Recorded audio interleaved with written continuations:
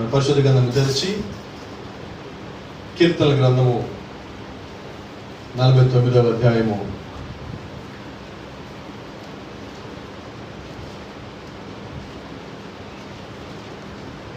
14-15 వచనాలు చదువుకున్నాం. కీర్తనలు,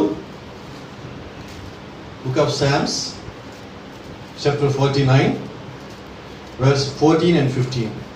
కీర్తన గ్రంథము 49వ అధ్యాయము 14-15 వచనాలు చదువుకుందాం.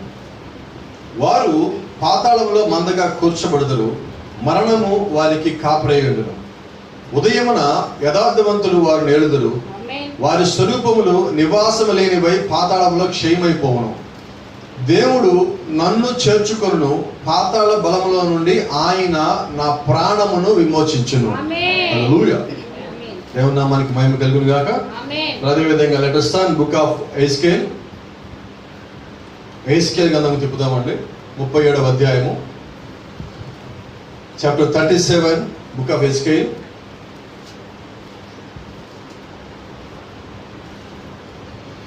యెహోవా హస్తము నా మీదకి వచ్చెను, నేను ఆత్మవశుడనై ఉండగా యెహోవా నన్ను తోడుకొని పోయి ఎముకలతో నిండి ఉన్న ఒక లోయలోకి నన్ను దింపెను.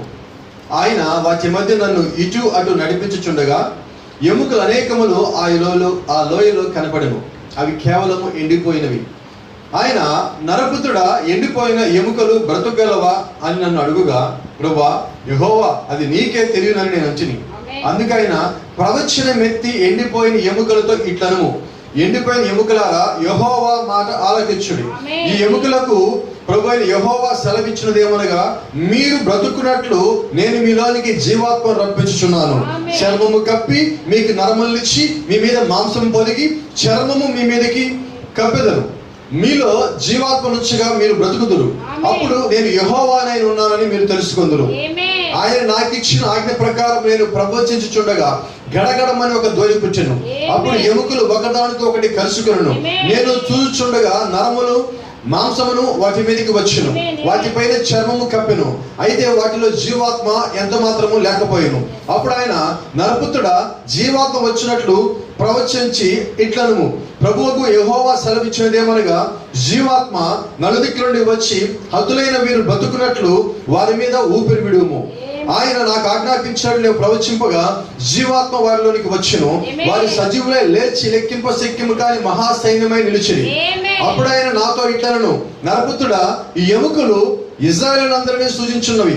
వారు మన ఎముకలు ఎండిపోయాను, మన ఆశ విఫలమాయను, మనము నాశనమైపోతామని అనుకొనిచున్నారు. కాబట్టి ప్రవచనమెత్తి వారితో ఇట్లనము, ప్రభువుకు యెహోవా సెలవిచ్చినదేమనగా, నా ప్రజలారా, మీరున్న సమాధులను నేను తెరచెదను. సమాధుల్లో నుండి మిమ్మల్ని బయటికి రప్పించి ఇశ్రాయేలు దేశంలోనికి తోడుకుని వచ్చేదను. నా ప్రజలారా, నేను సమాధులను తెరిచి సమాధుల్లో ఉన్న మిమ్మను బయటికి రప్పించగా నేను యెహోవానై ఉన్నానని మీరు తెలుసుకుందురు. మీరు బ్రతుకున్నట్లు నా ఆత్మను మీలో ఉంచి మీ దేశంలో మిమ్మల్ని నివసింపచేయుదును. యెహోవానకు నేను మాట ఇచ్చి దాన్ని నెరవేర్చునని మీరు తెలుసుకుందురు. ఇదే యెహోవా వాక్కు. Praise the Lord. May God had his blessing to the reading text. చదవబడిన వాక్యానికి దేవుడు తన యొక్క కృపను జోడించి మనతో మాట్లాడును గాక. ఆమేన్. God bless you. దయచేసి అందరూ కూర్చున్నాం. ఆమేన్. దేవుని యొక్క మహాకృప నిజంగా మనకు తోడుగా ఉండాలని. Amen. Hallelujah. Praise the Lord. Glory to God. Amen. Today I want to take a subject called ain't no grave to hold your body down. మరి ఈరోజు ప్రభు చిత్తమైతే ఒక అంశం నేను మాట్లాడదాం ఆశపడతా ఉన్నా.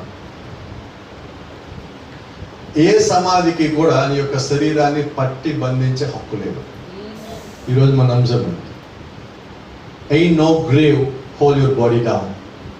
ఏ సమాధి కూడా నీ శరీరాన్ని పట్టి బంధించి ఉంచే హక్కు లేదు. Is that right? Yes. Hallelujah.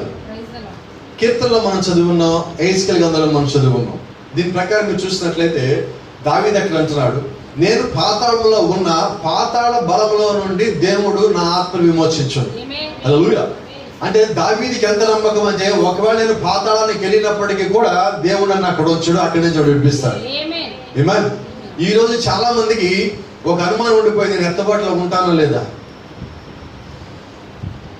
ఈరోజు చాలాసార్లు మనకు అనుమానం వస్తున్నది.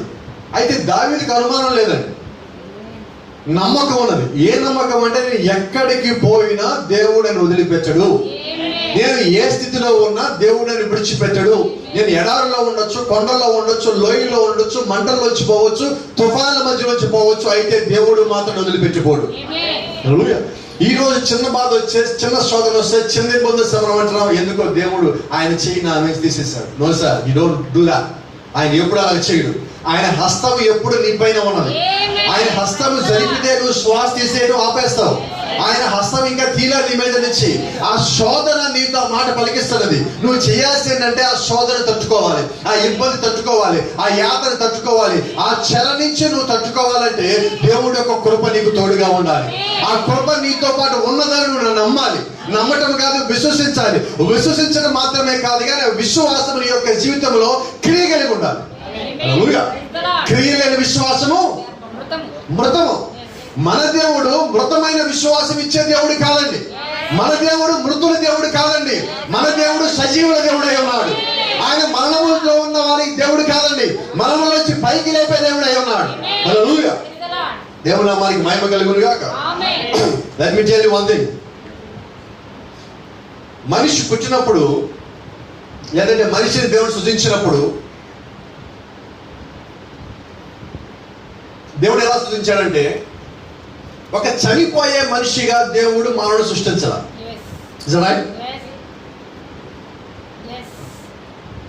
God created human being in a everlasting life. నిత్య జీవములో దేవుడు మానవుడు సృష్టించాడు. God created man and woman in everlasting form. నిత్య జీవములో దేవుడు పురుషుడిని స్త్రీ సృష్టించాడు. అంటే వాస్తవంగా మరణం వారి దగ్గరికి రాకూడదు. అయితే మానవుడు చేసిన మొట్టమొదటి ఆది పాపము ద్వారా మరణం వచ్చింది. It was a curse to the humanity. అది మానవాళికి అది ఒక శాపం అయి ఉన్నది. But let me tell you one thing. శాపం కన్నా నీ దేవుడు ఎంతో పెద్ద దేవుడై ఉన్నాడు. శాపం కన్నా నీ దేవుడు ఎంతో గొప్ప దేవుడై ఉన్నాడు. నీ శోధన కన్నా, నీ యొక్క మరణము కన్నా, నీ యొక్క సమాధి కన్నా దేవుడు ఇంకా పెద్ద దేవుడై ఉన్నాడు. Is bigger than that. ఆయన మరణము కన్నా ఎంతో పెద్ద దేవుడై ఉన్నాడు, ఎంతో గొప్ప దేవుడై ఉన్నాడు. హల్లెలూయా. Thank you Lord. అయితే గమనించండి, ఎప్పుడైతే మానవ జాతి శపించబడిందో ఈ శాపాన్ని సాతాను వాడుకుంటున్నాడు. ఏ శాపం అది? అసలు శాపం వచ్చింది ఎవరి ద్వారా? మరణం వచ్చింది ఎవరి ద్వారా? అవ్వ ద్వారా వచ్చింది. అయితే అవ్వకి మరణము తీసుకోవాలని కోరిక లేదండి. అవ్వ మోసగించబడింది సాతాను ద్వారా. ఆ అపవాది, ఆ మహా ఘట సర్పము ద్వారా మోసగించబడింది. మోసగించబడిన కారణము చేత మరణము మానవ జాతిలోకి వచ్చింది. ఇప్పుడు ఈ మానవ జాతిలో మరణం పోవాలంటే, ఈ మరణం తీసేయాలంటే మళ్ళా ప్రభువైన యేసుక్రీస్తు రావాలి. He has to come to take care of that sin. ఆ యొక్క పాపము తీసేయాలంటే ఆయన తప్పక తిరిగి రావాల్సినది. హల్లెలూయా. అయితే ఆయన వచ్చేంత వరకు మానవుల్ని భయపెట్టడానికి సాతాను శాపాన్ని వాడుకుంటున్నాడు. ఈరోజు ఈ భూమి మీద ఉన్న మనము దేనికైనా భయపడతామంటే అది ఒక్కదానికి. దేనికంటే మరణం. వాస్తవం గమనించండి, ఈరోజు కరోనాకి ఎవరు భయపడాల? కరోనా వల్ల మరణిస్తామని భయపడుతున్నారు. కరోనా అంటే ఎవరికి భయం లేదు. ఏంటి భయం? కరోనా వల్ల మరణం వస్తుందని. పాములకి ఎవరికి భయపడరండి. పాము కరిస్తే మరణిస్తామని భయపడతారు. మీకు తెలుసో తెలియదు? Thank you lord. మోషే ఐగుప్తు నుంచి పారిపోయి ఉన్నాడు. ఎందుకని పారిపోయాడు? ఇథియోపియాకి పారిపోయాడు. ఎందుకని పారిపోయాడు? ఐగుప్తీయుని చంపాడు. ఐగుప్తీయుని చంపిన వారికి అక్కడ శిక్ష ఏంటో తెలుసా? మరణ శిక్ష. ఇప్పుడు మోషే ఎందుకు పారిపోయాడు? అర్థమైందా? మనం కరోనాకి భయపడతాం కాదు, అక్కడ మోషే కూడా మరణానికి భయపడి పారిపోయాడు, దేవుడు యొక్క ప్రవక్త అయినప్పటికీ కూడా. మీకు సంగతి తెలుసా? 400 మంది ప్రవక్తలను ఏలియా కొండ మీద చంపిన తర్వాత ఎందుకని పారిపోయాలని ఆయనకి యెజబెల్ చెప్తాను. అంటే ఇప్పుడు ఏలియా ఎందుకని పారిపోయాడు? అంటే ప్రవక్తలు ఎందుకని భయపడి అక్కడ పారిపోయాడు అంటే మరణానికి భయపడి. అయితే అదే సమయంలో దేవుడు వారికి తోడుగా ఓడి వాళ్ళు నిలబెట్టి వాళ్ళు దేనికైతే భయపడ్డారు మళ్ళా దేవుడు అక్కడికే పంపించున్నాడు. అంటే దేవుడి యొక్క ఉద్దేశం ఏంటంటే నువ్వు భయపడాల్సిన మరణానికి కాదు, నువ్వు భయపడాల్సింది నాకు. నువ్వు దేవుడికి భయపడినప్పుడు మరణానికి భయపడవు. ఈ కాల ప్రవక్తకు మాట్లాడాడు, చూడండి, నువ్వు నిజంగా ప్రేమని కానీ కలిగి ఉంటే భయాన్ని కలిగి ఉండవు అన్నాడు. ఇదేంటి సార్ ఇది? నువ్వు ప్రేమించిన వారితో నువ్వు భయపడతా మాట్లాడతావా? భయం ఉండదు. అర్థమవుతుందా? నువ్వు నిజంగా దేవుడిగా నువ్వు ప్రేమించావంటే నువ్వు దేవుడి దగ్గర నువ్వు భయపడవు. అయితే దేవుడి వాక్యాన్ని నువ్వు కట్టుబడి ఉంటావు. ఆ కట్టుబాటులోనే భయపడటం ఉన్నది, దాని లోపల ప్రేమ ఉన్నది, దాని లోపల భక్తి ఉన్నది, దాని లోపల విశ్వాసం ఉన్నది, దాని లోపల నమ్మకం ఉన్నది, దాని లోపల సమస్యలు దాగున్నాయి. నువ్వు వాక్యానికి లోబెట్టడం అనేది దాగుంది. హల్లెలూయా. అయితే గమనించండి, మోషే దగ్గరికి 40 సంవత్సరాల తర్వాత దేవుడు వచ్చున్నాడు. ఆయన రోజు మాదిరిగానే గొర్రెలు కాసుకోవడానికి కొండ దగ్గరికి వెళ్ళినప్పుడు దేవుడు అక్కడికి వచ్చి మోషేతో మాట్లాడుతున్నాడు. మోషేతో మాట్లాడినప్పుడు దేవుడు ఒక మాట్లాడాడు. మోషే మోషే అని పిలవగానే మోషే ఆ కొండ మీదకి వచ్చినాడు, ఆ పొద దగ్గరికి వచ్చినాడు. మండుచున్న పొదలో వచ్చి దేవుడి స్వరం మాట్లాడుతుంది. మోషే, నీ చేతులు ఏమన్నది? అయ్యా ఇది కర్ర. ఈ కర్ర ఇప్పుడు ఐగుప్తుల నుంచి పారిపోతే వచ్చేటప్పుడు ఎడారిలో పావులో గీవులో కనిపిస్తామంటే దాని సరిగ్గా ఉండే ముళ్ళ కంపలు అవన్నీ ఉంటాయి, కానీ అడ్డు తీసేయడానికి ఈ కర్ర ఒక నెల పట్టుకొని వచ్చి, ఈ కర్ర ఎప్పుడు ఎండిపోయి ఉన్నది, 40 ఏళ్ళ నుంచి నాతో పాటు ఉన్నది. అయితే దేవుడు అన్నాడు, ఆ కర్ర కింద పడి. ఏం చేద్దాం? ఒకవేళ దేవుడు నీ దగ్గర ఏదైనా ఉన్నది కింద పడేయమంటే ఏం చేయాలా? వినపడలేదు. నాకు వినపడలేదండి. నాకు అర్థం కాదండి. ఇప్పటికి చాలా మంది స్త్రీలు బంగారం పడేయమంటే పడలేదు. ఏంటో అది బరువుగా ఉంటుంది. ఒకవేళ నువ్వు ఎత్తబడేటప్పుడు ఆ బంగారం కానీ నీ కిందకి లాగితే ఒక పరిస్థితి వచ్చి వినపడలేదు. ఇప్పుడు ఆమెలో రావేంది కదా, నో ప్రాబ్లం, ఆయన ప్రసంగం చేస్తాను. హల్లెలూయా. ఇక్కడ గమనించాల్సింది ఏంటంటే, దేవుడు యొక్క చిత్తంలో దేవుడు నీకు ఏదైతే చేయమని చెప్పి ఉన్నాడో అది అసాధ్యమైన, కష్టమైన, అది ఏమైనప్పుడే నువ్వు చేయకమే. నువ్వు ముందు లోపల ఒక తీర్మానం కలిగి ఉండు. ప్రభా నేను చెయ్యాలి, ఎప్పటికీ చేస్తాను అవసరం. నువ్వు ఒక లోపల నిర్ణయం తీసుకో. ప్రభా, I want to do this, నేను దీన్ని చెయ్యాలనుకుంటున్నా. ఇది నేను చెయ్యాలా వద్దా నీ చిత్తం. నీ చిత్తంలో ఉంటే నేను ఖచ్చితంగా చేయాల్సిందే. నాకు అనుమతి ప్రభా, I will do that. One day I will do that. ఒక దినమని దాన్ని చేస్తాను. ఆ నమ్మకం నువ్వు కలిగి ఉండు, ఆ విశ్వాసం నువ్వు కలిగి ఉండు, ఆ తీర్మానం నువ్వు కలిగి ఉండు. ఇప్పుడు మోషేతో దేవుడు ఆ కర్ర కింద పడేయమనగానే, ఆ కర్ర మోషే కింద పడేయగానే ఆ కర్ర ఏమైంది? వినబడలేదు సార్. మోషే ఎక్కడి నుంచి పారిపోతున్నాడు? ఎక్కడి నుంచి? కర్ర నుంచా పాము నుంచా? ఎందుకని పారిపోతున్నాడు? పాము నుంచి. పాము కరిస్తే మరణం. ఐగుప్తు నుంచి ఎందుకు పారిపోయాడు? ఏమైనా ఎందుకు పారిపోయాడు? ప్రజలు ఇంటున్నారా మీరు జాగ్రత్తగానే? ఇప్పుడు దేవుడు ఎవరంటే, మోషే ఆ పాము తోక పట్టుకొని పైకి లేపు. పాము అంటే ఏంటి? అక్కడ మరణం. ఇప్పుడు దేవుడు ఏం చెప్పాడు? నీ మరణము తోక పట్టుకొని నువ్వు పైకి లేపు, అది నీ చేతిలో తచ్చినట్టు పడుతుంది. అంటే ఇప్పుడు మోషే మరణం ఎక్కడ ఉంది తెలుసా? మోషే చేతిలో కర్ర ఉంటే, ఆ కర్రలో పాము ఉంటే, ఆ పాములో మోషే యొక్క మరణం ఉంది. మీకు తెలుసా మోషే ఎలా మరణించాడు? ఒకరోజు ఆవేశం ఎక్కువైపోయి దేవుడు ఆ బండతో మాట్లాడి నీళ్ళు ఇస్తా అంటే, ఆ బండని ఇదే కర్రతో వెళ్ళి కొడితే, ఇదే కర్రతో, ఏ కర్ర అంటే ఏ కర్ర అయితే కిందేస్తే పాము అయిందో ఆ కర్రతోనే మోషే ఆ బండను కొడితే ఆ శాపం వల్ల మోషే మరణించాడు. జాగ్రత్త వింటున్నారా? మోషే దేనికి భయపడి పారిపోయినట్టు? మరణానికి భయపడిపోయాడు. ఏలియా దేనికి భయపడి పారిపోయాడు? ఈ రోజు మనం దేనికి భయపడుతున్నామంటే అదే మరణానికి. ఈ రోజు ప్రవక్త అన్నాడు చూడండి, బలబలం sir, before the death struck you, మరణము నిన్ను తాకడానికన్నా ముందుగా you need to correct yourself with God. మరణము నిన్ను తాకడానికన్నా ముందుగా నువ్వు దేవుడితో సరి చేసుకో. You have to be forgiven by God. నువ్వు దేవుడి చేత క్షమించబడాలి. ఆ మరణము నిన్ను తాకేటప్పుడు క్షమించబడాలి. ప్రవక్త అంటున్నాడు, సెకండ్ హ్యాండ్ రోబ్ అనే వర్తమానంలో, వాడబడిన వర్తమానం, మరణము నిన్ను చేరే లోపు నీ దగ్గర దేవుడికి ఇష్టం లేనివి ఏవైతే ఉన్నాయో అవన్నీ నువ్వు వదిలేసేయాలి. మరణించాక నువ్వేం వదలలేవు. రైట్? ఈరోజు చూడండి, చాలా మంది మరణించిన తర్వాత ఫోటోలకి భోజనాలు పెడతా ఉంటారు. తింటాయా నువ్వు సార్? ఫోటోలు భోజనం చేయమండి, చేస్తాయా?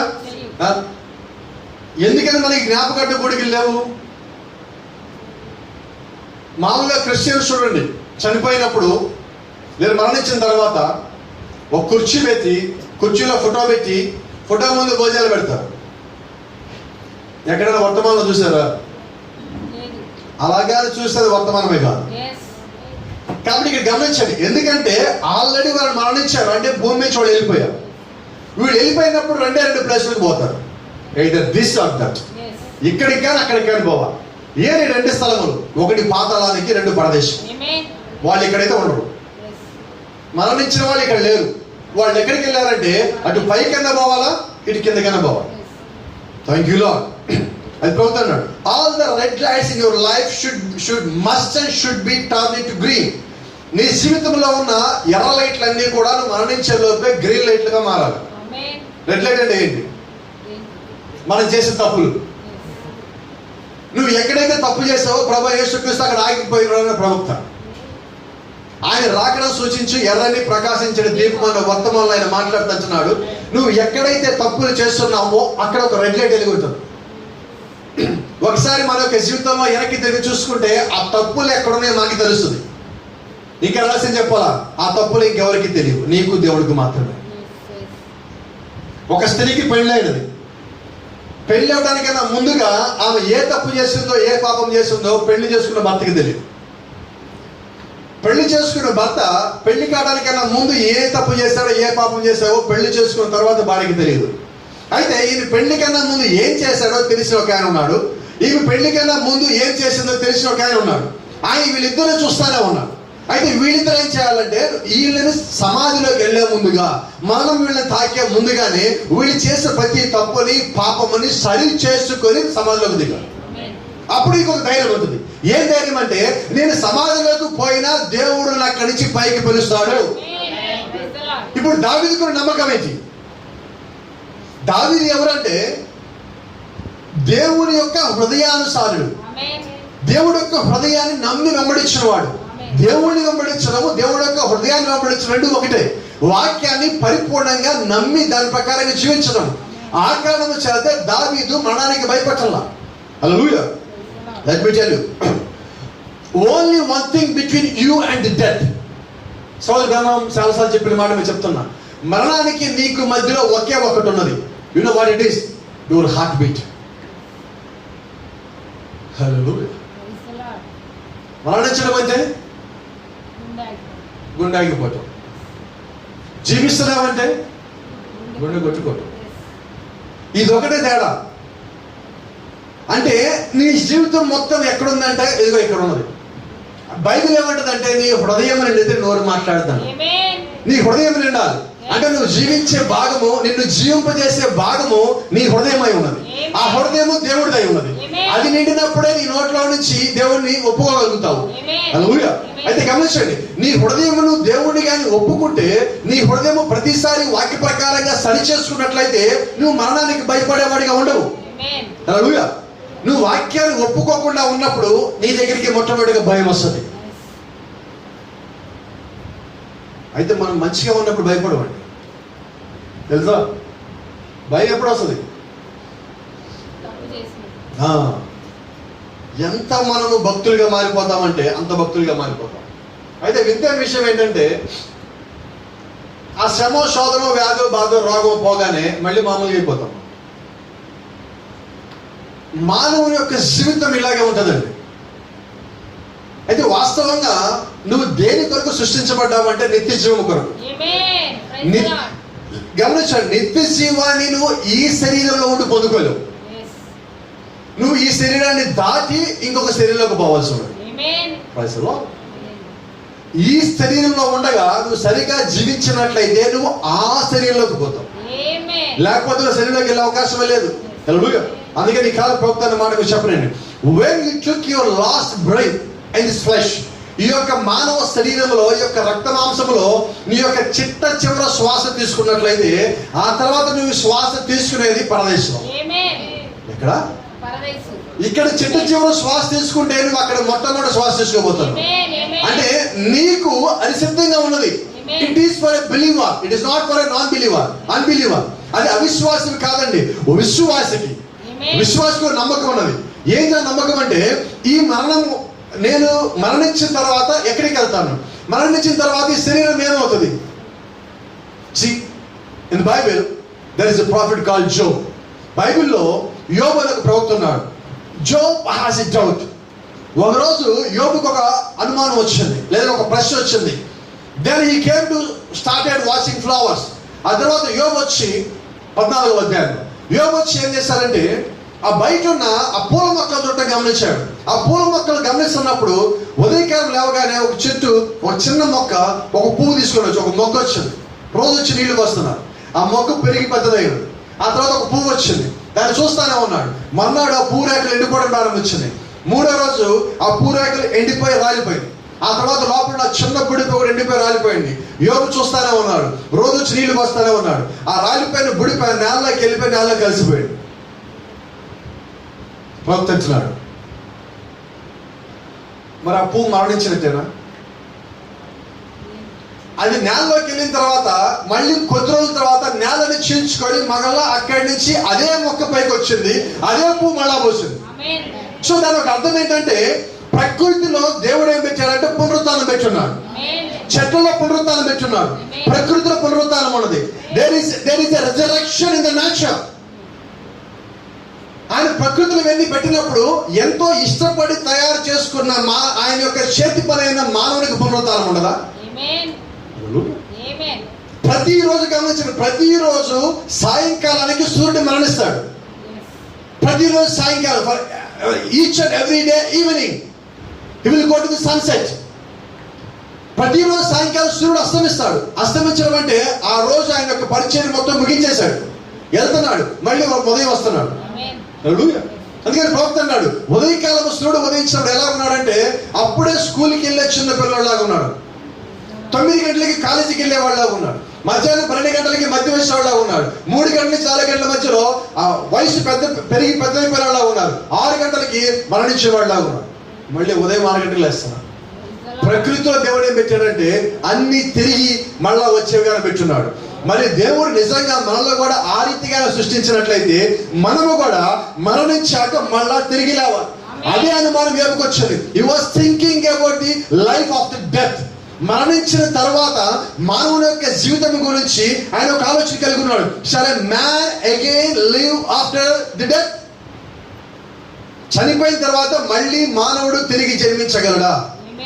ప్రకృతిలో ఉన్నది, సూర్యుడిలో ఉన్నాడు. ఏ దేవుడైతే సూర్యుడు అస్తమించిన తర్వాత మళ్ళీ ఉదయించేవాడిగా తిరిగి లేస్తున్నాడో, తిరిగి లేవడానికి అనుమతి ఇచ్చాడో, అదే దేవుడు అస్తమించడానికి అనుమతి ఇచ్చాడు.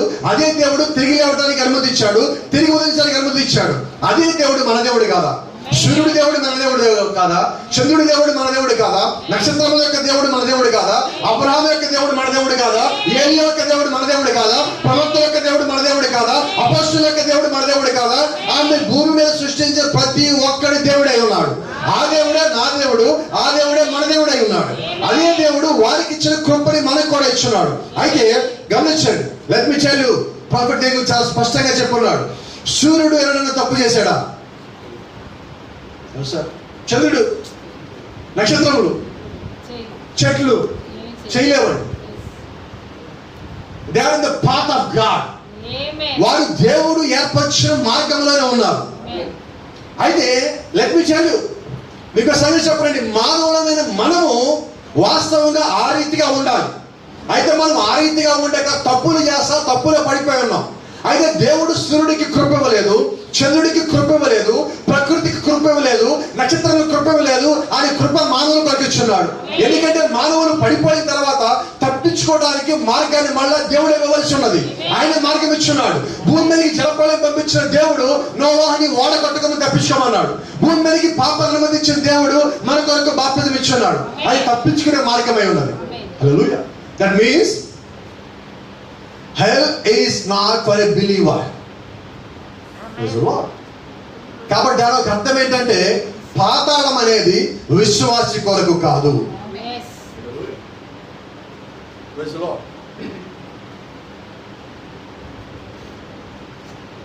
Hell is not for a believer. పాతాళం అనేది విశ్వాసి కొరకు కాదండి. The same time hell is not for a sinner. పాపి కొరకు కూడా పాతాళం కాదండి. ఎందుకంటే ప్రతి పాపికి దేవుడు అవకాశం ఇచ్చాడు పాపాన్ని పోగొట్టుకోవడానికి. ఈ మానవ శరీరంలో నువ్వు ఉన్నప్పుడు, నువ్వు పాపంలో పడినప్పుడు దాన్ని పోగొట్టుకోవడానికి దేవుడు మార్గం ఏర్పరిచాడు. ఆ మార్గం ఏర్పరిచినప్పటికీ కూడా ఆ పాపములో నుంచి బయటికి రాకుండా ఎవరైతే ఉంటారో వారి కొరకు పాతాళం. నీకు అవకాశం ఇచ్చాడు దేవుడు, కృపనిచ్చాడు, అవకాశం ఇచ్చాడు. అయినా నువ్వు బయటికి రానప్పుడు అప్పుడు నీ కొరకే పాతాళం. అయితే గమనించాల్సింది, పైనుంచి కిందకి అనగా పైనుంచి భూమి మీదకి వచ్చిన వారి కొరకు పాతాళం కాదు. పాతాళం ఎవరి కొరకు అంటే కింద నుంచి భూమి మీదకి ఎవరైతే వచ్చారో వారి కొరకు పాతాళం. కాబట్టి ఎక్కడి నుంచి వచ్చిన వారు వినపడలేదు, అక్కడికే వెళ్తారు. పాతాళం నుంచి వచ్చిన వాడు పాతాళానికి వెళ్తాడు. వాక్యం నుంచి వచ్చిన వాడు తిరిగి వాక్యం లోపలికి వెళ్తాడు. యేసుక్రీస్తు అంటాడు, ఇదిగో నేను వెలుగులోంచి వచ్చా, తిరిగి వెలుగైపోతా. నేను పైనుంచి వచ్చా, మళ్ళా తిరిగి పైకి వెళ్ళిపోతా. మరి ఆయనలో ఉన్న వారు ఎక్కడికి వెళ్ళాలండి? పైకి వెళ్ళాలి. హల్లెలూయా. దేవుడు నామానికి మహిమ గంట ప్రభావం కలుగును గాక. అయితే let me tell you, hell has a beginning. పాతాళానికి ఒక ప్రారంభం ఉన్నది, పాతాళానికి ఒక ముగింపు ఉన్నది. పరలోకానికి ప్రారంభం లేదు, ముగింపు లేదు, ఎందుకంటే నిత్యమైనది. కాబట్టి ఈ రోజు నిజమైన విశ్వాసం ఎక్కడి నుంచి వచ్చాడంటే నిత్య జీవం నుంచి వచ్చున్నాడు. హల్లెలూయా. కాబట్టి నిన్ను పాతాళము పట్టి బంధించి ఉంచలేదు. It has no right to hold you. దానికి ఏ హక్కు లేదు నిన్ను పట్టి బంధించి ఉంచడానికి. Thank you Lord. గమనించండి, if you stay true to God, నువ్వు నిజంగా వాక్య పక్షమునగా నిలబడినట్లయితే, నువ్వు వాక్య పట్ల యథార్థంగా కానీ ఉన్నట్లయితే, నువ్వు సమాధిలోకి పోయినప్పటికీ కూడా, even though you went to grave, it has no right to hold you.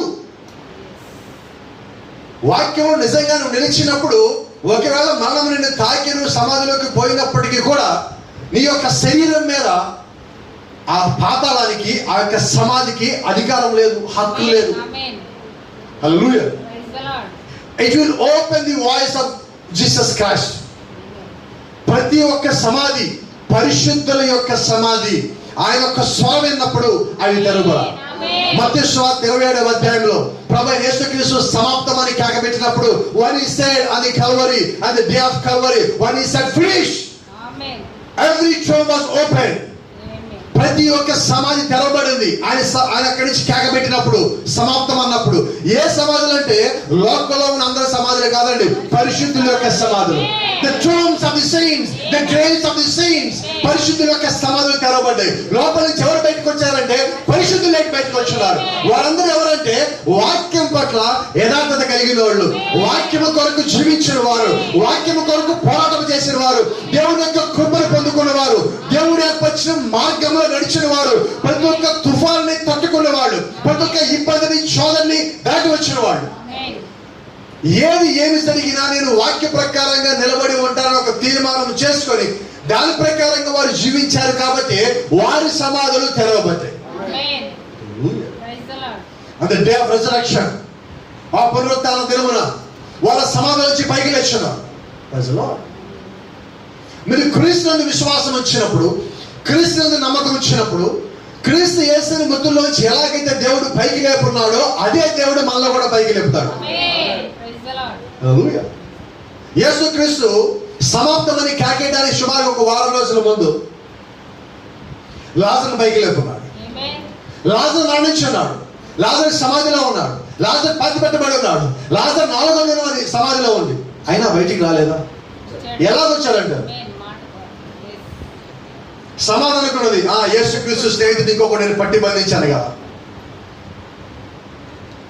నేను ఒక మాట అంటున్నాను, యేసుక్రీస్తు యొక్క స్నేహితుడిని పట్టి బంధించలేకపోయిన సమాధి ఆయన యొక్క కుమారులు కుమార్తె ఎలా పట్టి బంధించారు? హల్లెలూయా. The Bible said, the word said, the God said. Bible చెప్తున్నది, వాక్యం చెప్తున్నది, దేవుడు చెప్తున్నాడు, మీరు నా కుమారులు కుమార్తెలై ఉన్నారు. హల్లెలూయా. నాట్ ఓన్లీ దాట్, అంత మాత్రమే కాదండి, కొత్త నిబంధన ఇంకొక మాట చెప్తా ఉంది. కొత్త నిబంధన ఏమంటుందంటే ఆయన అంటున్నాడు, మీరు నా వధువై ఉన్నారు.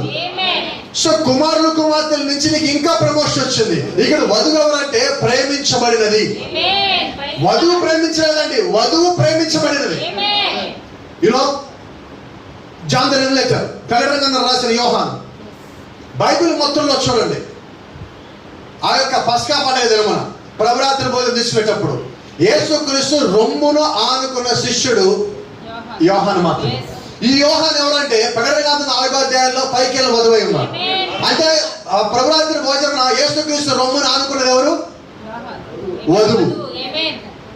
మరి వధువు ప్రేమించబడింది. పేతురు ఆయన రొమ్మున అనుకోలేదండి, నతనీయులు ఆయన రొమ్మున అనుకోలేదండి, ఫిలిప్ ఆయన రొమ్మున అనుకోలేదండి, వేరెవరైన రొమ్మున అనుకోలే, వధువు మాత్రమే రొమ్మున అనుకున్నది. మరి ఇప్పుడు ఆ వధువు జోలికి ఏమైనా వస్తే యేసుక్రీస్తు ఊరుకుంటాడా? ఆ వధువుని మరణం పట్టి బంధించగలదా? ఆయన స్నేహితుని పట్టి బంధించలేకపోయింది, అపోస్తలుని పట్టి బంధించలేకపోయింది, అపోస్తలుని పౌలుని మరణము సమాధి వచ్చి బెదిరించలేకపోయింది. బెదిరిస్తుంది సమాధి వచ్చి, బెదిరిస్తుంది మరణం వచ్చి. అయ్యా ఇదిగో నువ్వు యేసుక్రీస్తు పక్షాన్ని నిలిచావా, నిన్ను కొడతా నేను మరణం అంటుంది. మరణానికి ముల్లే కూడదు కొట్టడానికి. ఆ మరణము దాని ఒక ముళ్ళు విరిచేయబడ్డాయి. పాస్ట్ టెన్స్, అది జరిగిపోయినదండి. ఇప్పుడు మరణానికి ముళ్ళు ఉన్నదా? లేదండి. మన హృదయాల్లో ముళ్ళు ఉన్నాయి కానీ మరణానికి అయితే ముళ్ళు లేవు, ఎప్పుడో పోయినాయి. ఈ రోజు మన హృదయంలో ఉన్న ముళ్ళు కానీ తీసేయబడినట్లయితే మనం ఖచ్చితంగా క్రీస్తులో ఉండేవారిగా ఉన్నాం. నోవాహు దినముల్లో దేవుడు ఏ చెక్కతో వాడగట్టమన్నాడు? గోఫర్ వుడ్, చిత్సాలకు మానుతో వాడగట్టమన్నప్పుడు. తర్వాత మోషే యొక్క తల్లి చిన్నప్పుడు జనపురాత కట్టిందా. మోషే పెద్ద అయిన తర్వాత దేంతో కట్టాడు మందసం? ఏ కర్ర? వినబడలేదా? తొమ్మకాలకు ఏముంటాయి? మరి ముళ్ళుండగా మందసంలోకి వెళ్తుంది అది పోదు. ఏం చేయాలి ఇప్పుడు? వినబడాలి నాకు. ముళ్ళు ఎవరు తీయాలి? మన ముళ్ళు మనం ఎరగొట్టుకోలేము. ఎవరికైనా మీకు వ్యాక్సిన్ చేసుకుంటారా? మనకి వ్యాక్సిన్ ఇంజక్షన్ చేసుకుంటామా? ప్రాణం పోదు. ఇంజక్షన్ ఉండగా ముందు ప్రాణాలు పోతాయి. అవునా? అది చెప్పలేండి. మన ముళ్ళు మనం తీసుకోలేము. చాలా మందికి వాళ్ళ కాళ్ళలో వాళ్ళు ముళ్ళు కూర్చుని తీసుకోలేదు. అవునా? ఎవరు తీయాలి? వినబడలా? అయితే ఇప్పుడు దేవుడు ఏం చెప్పాడంటే, మోషే ఇదిగో తొమ్మ కర్రతో నువ్వు నాకు మందసం తయారు చేయాలి. ఇదేంటిది? మందసం ఎక్కడ ఉంటది? అతి పరిశుద్ధ స్థలం, the place of holy of holy. అతి పరిశుద్ధ స్థలంలోకి వెళ్ళడానికి అర్హత దేవుడు ఎవరికి ఇచ్చాడంటే ఒక తొమ్మకరికి ఇచ్చాడు. మీకు తెలుసా లేదా? తొమ్మకరలు మనమే. ఒళ్ళంతా ముళ్ళు ఉంటాయి. ఇది దేవుడు వాడుకున్న సాధన అయి ఉన్నాము. ఈ ముళ్ళు పోతే ఆయన వాడుకుంటాడు. ఈ ముళ్ళు పోవాలంటే ముళ్ళు నువ్వు తీయలేవు. ఈ ముళ్ళు తీయాలి నువ్వేం చేయాలంటే వాక్యానికి సరెండర్, దేవుడికి నువ్వు సరెండర్, దేవుడి యొక్క సేవకుడికి నువ్వు సరెండర్. పరిపూర్ణమైన వాక్యాన్ని నువ్వు తగిలించుకున్నప్పుడు ఆ ముళ్ళు తీసే బాధ్యత దేవుడి యొక్క సేవకుడు తీసుకుంటాడు. నువ్వేం చేయాలి? You have to surrender your self to God. నువ్వు దేవుడికి పూర్తిగా నువ్వు సరెండర్ అవ్వు. చూడండి, దేవుడు ఏం చెప్పాడు? మోషే నాకు తుమ్మకరతో మనసం చేయమన్నాడు. ఇప్పుడు తుమ్మకరతో మనసం చేయాలంటే ముందు తుమ్మ చెట్టు ఎతకాలి. తుమ్మ చెట్టు ఎక్కడ ఉంటుంది? తోటలు వేస్తారు. తుమ్మ చెట్టు తోటలు. తుమ్మ చెట్టు ఇంట్లో పెంచుతారు. ఎవడైనా తుమ్మ చెట్టుకి పాదు చేసి నీళ్లు పోసి అక్కడ చూపించాడు. నో సార్, మనం కూడా అలాంటి వాళ్ళమే. విసిరేయబడ్డవాడు. యేసుక్రీస్తు దగ్గరికి సురఫెనికే స్త్రీ ఒక ఆమె వచ్చింది. అయ్యా నా కుమార్తెకి బాగాలేదు, ప్రార్థన చేస్తామంటే యేసుక్రీస్తు అన్న మాట మీకు జ్ఞాపకం ఉండదా? అమ్మ ఎవరన్నా పిల్లలు తినే రొట్టె కుక్కలకి వేస్తారన్న అంటే యేసుక్రీస్తు దృష్టిలో సురఫెనికే స్త్రీ అంటే ఎవరు? వినబడ్డా? సురఫెనికే స్త్రీ అంటే ఎవరో తెలుసా? అని చెప్పారు. మరి మనం ఎవరు అంటే ఆయన దృష్టిలో మనం ఎవరు? అది దానికి కూడా విశ్వాసం ఉంటుంది. అయితే ఆ స్త్రీ ఒక మాట, అయ్యా నిజమే, అస్సలు కాదంటారా, నిజమైన అన్నది, నేను నమ్ముతున్నా, మేము అటువంటి వాళ్ళమే. అయినా కూడా చిన్న పిల్లలు బల్లల మీద తినేటప్పుడు చిన్న చిన్న ముక్కలు కింద పడతాయి కదా, ఆ ముక్కలు కింద కుక్కలు పోతాయి కదా, అలాగే మిగిలిపోయిన ప్రాంతను, అడుగు పొడుగు ప్రాంతను స్వస్థపడతా ఒక చిన్న మాటను సెలవిస్తే చాలు నా కుమార్తె అక్కడ కోలుకుందని విశ్వాసం కలిగి ఉన్నది. ఆ విశ్వాసం ఈ రోజు అన్ని జనుల్లో ఉన్నది. కాబట్టి ఈ రోజు అదే కృప దేవుడు అన్ని జనుల్లో విస్తరించున్నాడు. యూదులు ఆయన యొక్క ముఖము వారి వైపు తిప్పేసుకున్న తర్వాత యేసుక్రీస్తు ఆయన యొక్క ముఖాన్ని అన్ని జనుల వైపు మన వైపు తిప్పుకున్నాడు. కాబట్టి ఆయన కృప మన వైపు తిరిగినది. ఇప్పుడు ఈ రోజు నువ్వు ఏదన్నా కలిగి ఉన్నావంటే ప్రభువైన యేసుక్రీస్తు కృప కలిగి ఉన్నావు. హల్లెలూయా. ఆమేన్. ఆ కారణం చేత మరణము నిన్ను పట్టి బంధించి ఉంచలేదు. హల్లెలూయా. నీ ఘనత కాదు, నీ శక్తి కాదు, నీ బలము కాదు, నీ కులము కాదు, నీ మతము కాదు, నీ జాతి కాదు, నీకున్న అందం కాదు, నీకున్న ఐశ్వర్యం కాదు, బట్ గ్రేస్ ఆఫ్ గాడ్. దేవుడు యొక్క కృప నిన్ను పట్టుకున్న కారణం చేత ఆ కృపని ఆ సమాధి చేయించలేకపోయినది, ఆ కృపని మరణము చేయించలేకపోయినది. క్రీస్తు వాటిని జయించి తిరిగి లేచి బయటకు వచ్చిన కారణం చేత ఆ సమాధి దాని యొక్క ప్రభావము నీ మీద పనిచేయట్లేదు. ఆమేన్. Thank you lord. లాజరు సమాధిలో వచ్చలేకపోయాడు. లాజరు అంటే దేవుడు యొక్క స్నేహితుడు. మరి మనం ఆయన కుమారులకు మాత్రమే ఉన్నాం. మరి దాని ప్రభావం మన మీద ఎంత అంటే చాలా కొద్దిగా. అయితే అది బెదిరిస్తుంది, నేను ఇబ్బంది పడుతుంది, శోధన గురి చేస్తుంది, ఒత్తిడి చేస్తుంది. ఎంత చేసినా అది నేను చేయలేదు. Thank you lord. ప్రవక్త అన్నాడు, యోబు దగ్గర నుంచి ఆస్తి పోయింది, కుమారులు కుమార్తెలు పోయారు, గుర్రాలు పోయినాయి, గాడిలు పోయినాయి, ఉన్న ఆస్తి మొత్తం పోయింది, ఒంట్లో ఆరోగ్యం పోయింది. ఇక మిగిలింది ఏంటి? వ్యాధి కలిగిన ఒక శరీరం మిగిలి ఉన్నది. ఎంత సరిగా యోబుకి మరణం రాత్రులా. యోబు భార్య వచ్చాక మాట, అయ్యా ఇంకెంతకాలం ఇలాగ ఉంటారు, 2 మాటలు దేవుడు తిట్టి మరణించాలి పో అని. అంటే ఎప్పుడు మరణం వస్తుంది? కొన్నిసార్లు మనం శోధనలో ఉన్నప్పుడు పాల సినిమాలు చూసిన ప్రభావం ఉంటుంది కొంతమంది మీద. కొత్త వాళ్ళకి వచ్చినప్పటికీ సినిమాలో సందర్భం వచ్చినప్పుడు యాప్ పండ్లు పట్టుకొని డాన్స్ చేస్తుంటారు, ఊగిపోతూ ఉంటారు. పసుపు నీళ్ళు కుంకుమ నీళ్ళు మీద పోసుకొని ఊగుతా అక్కడ రాయి ఉంటుంది, రాయి దగ్గరికి వెళ్ళి ప్రశ్నిస్తాను, అసలు దేవుడు కాదు, నువ్వు రాయి అంటావు. రాయి దగ్గరికి వెళ్ళి రాయి అంటే వాళ్ళు ఉపయోగం అవుతుంది. ఆ ప్రభావం ఇక్కడ చూపించగలడు. ఇక రాయి దేవుడు కాదు, బొమ్మ దేవుడు కాదు, చెక్క దేవుడు కాదు, చెక్కిన దేవుడు కాదు, మానవుడు తయారు చేసే దేవుడు కాదు. ఆయన నిత్య జీవము గల దేవుడు, ఆయన మాట్లాడే దేవుడు. కాబట్టి దేవుడు యొక్క కృపను నువ్వు పొందుకోవాలనుకున్నప్పుడు, brother బ్రహ్నాం said so many times, don't question God. సోదరు బ్రహ్నాం చాలాసార్లు చెప్పిన మాట మీరు చెప్తా ఉన్నా, దేవుడిని ప్రశ్నించదు. Don't question the word of God. దేవుని యొక్క వాక్యాన్ని ప్రశ్నించద్దు. దేవుని యొక్క వాక్యాన్ని నువ్వు ప్రశ్నించామంటే మరణం అని ఈమె తెచ్చుకోవటమే. ఇప్పుడు ఆమె ఏమంటుంది, అయ్యా నువ్వు దేవుడిని దూషించు. ఏమన్నా నేను ఎందుకు దూషించాలి? Why should I? కుమారులు ఇచ్చినప్పుడు తీసుకోలేదా? కుమార్తెలు ఇచ్చినప్పుడు తీసుకోలేదా? ఆస్తి దబలవుతున్నప్పుడు తీసుకోలేదా? నిన్ను పెళ్లి చేసుకోవాలప్పుడు నేను చేసుకోలేదా? ఇవన్నీ ఆయన చెప్తారు, నేను చేశాను. ఇప్పుడు ఆయన ఇది నన్ను ప్రేమించి నాకు ఈ వ్యాధిని ఇచ్చాడు, నేను కాదంటానా? ఆ విశ్వాసం ఉన్నదా? దావీదు విశ్వాసం ఏంటంటే, నేను పాతాళంలోకి పోయినా అక్కడి నుంచి దేవుడు నా ఆత్మ విమోచిస్తాడు. అది దావీదు యొక్క విశ్వాసం. యోబు యొక్క విశ్వాసం ఏంటంటే, నా దేవుణ్ణి శరీరం మొత్తం చీకిపోయినా, నశించిపోయినా, పాడైపోయినా నేను ఇదే శరీరంతో మళ్ళా ఆయన చూస్తాను. ఎందుకంటే మై రిడీమర్ లివెత్, నా విమోచకుడు సజీవుడై ఉన్నాడు. అయితే యోబు ఒక మాట్లాడు, ఆశ్చర్యకరమైన మాట, ఇదే శరీరంతో నేను మళ్ళా ఆయన చూస్తాను. Amen. Do you have that kind of faith in you? నీలో అటువంటి విశ్వాసం ఉన్నదా? ఏది ఏమైనప్పటికీ, ఈ శరీరం ఏమైపోయినా కూడా నేను అదే శరీరంతో మళ్ళా ఆయన్ని చూస్తాను. Have you ever think of the bones in the valley? మీరు ఎప్పుడైనా ఆ లోయలో ఉన్న ఎముకల గురించి ఆలోచించారా? అవి అనుకుంటున్నాయి, ఇదిగో మా ఆశ విఫలమాయను, మనము నాశనం అయిపోతుంది, మనకి ఇంకేది లేదు, మనం సమస్య పోగొట్టుకున్నాము. తల ఎక్కడుందో తెలియదు, కాళ్ళు ఎక్కడుందో తెలియదు, చెయ్యి ఎక్కడుందో తెలియదు, ఛాతి ఎక్కడుందో తెలియదు, రక్తం పోయింది, మాంసం పోయింది, నరములు పోయింది, గుండె లేదు, ఏమైపోయిందో తెలియదు. ఇక మళ్ళా మనం తిరిగి జీవిస్తామా? మనకి అవకాశం ఉందా? ఆ ఆశ ఉన్నదా? అంటే ఏది లేదు అక్కడ ఉన్న లోయలో ఎముకలకి. But God chosen that valley. అయితే దేవుడు ఆ లోయలో ఉన్న ఎముకల్ని లోయని ఎంచుకున్నాడు. God sent a prophet. దేవుడు ఆ చనిపోయిన ఎముకలు తిరిగి లేపడానికి ఒక ప్రవక్తను పంపించున్నాడు. The same God, అదే దేవుడు లౌకిక సంఘములో ఉన్న అటువంటి ఎముకల కొరకు మళ్ళా ఒక ప్రవక్తను పంపించున్నాడు. నరపుత్రుడా ప్రవచింపుము అని అక్కడ చెప్పిన అదే దేవుడు ఇక్కడ ఏలి ఆత్మ కలిగిన ఒక ప్రవక్తను పంపించి అదే వర్తమానం మళ్ళా ఇచ్చాడు. Prophecy son of man. గమనించండి, అపోస్తలుడైన పౌలు, ఐరేనస్, మార్చిన కొలంబా, లూథర్, వెస్లీ, వీళ్ళెవరు కూడా దశ్చేతలాడల్లా. దే నెవర్ సెడ్ దశ్చేతలాడ్. వాళ్ళెవరు కూడా యెహోవా ఇలాగూ సెలవించడంలా. ఒక బ్రహ్మణం మాత్రమే అంటున్నారు. ఎవరు థింక్ ఆఫ్ ఇట్? ఆ లోయలో ఉన్న ఎహెజ్కేలుతో అంటున్నాడు, యెహోవా ఇలాగూ సెలవించను. మళ్ళా ఇక్కడ భక్త అంటాడు, యెహోవా ఇలాగూ సెలవించను చెప్పు నువ్వు. You know the power of thus saith the Lord.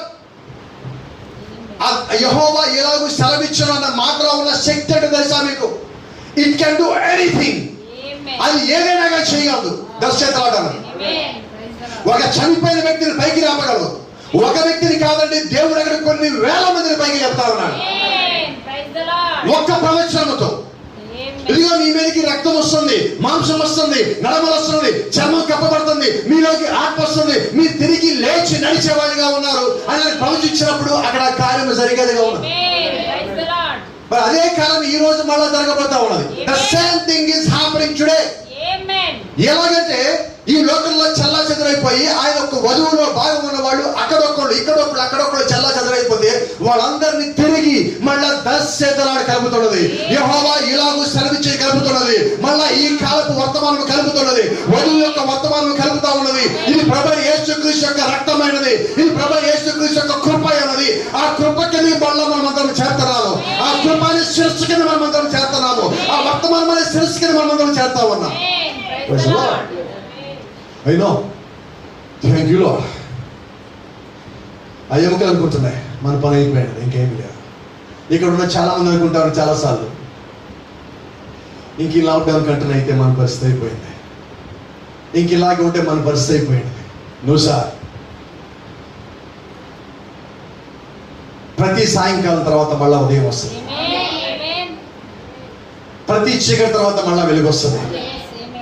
మనం చీకటి సంబంధంలో కాదు, చీకటిలో మిగిలిపోవటానికి. According to Matthew 13 we are the sons of light. మత్తయి సువార్త 13 ప్రకారం మనం ఎవరు అంటే వెలుగు యొక్క కుమారులము. You won't die in darkness, you won't live in darkness, you won't rest in the darkness. నువ్వు చీకటిలో మరణించవు, నువ్వు చీకటిలో ఉండిపోవు, చీకటిలో నీ యొక్క విశ్రాంతి గడిచిపోదు. ఎందుకంటే our rest in Christ, our rest is in Christ. మన యొక్క విశ్రాంతి ఎక్కడంటే క్రీస్తు లోపల. హల్లెలూయా. దేవుని యొక్క నామానికి మహిమ ఘనత ప్రభావం కలుగును గాక. కాబట్టి మత్తయి సువార్త 27వ అధ్యాయంలో యేసుక్రీస్తు కేక పెట్టినప్పుడు సమాధిలోంచి శరీరాలు పైకి లేచింది.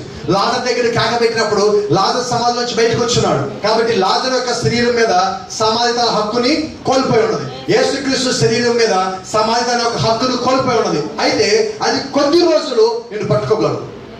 రైట్, నిజమేనా? Praise the Lord. అది ఒక మాట చెప్పలేదు. మరణం ఎవరికి వస్తుంది?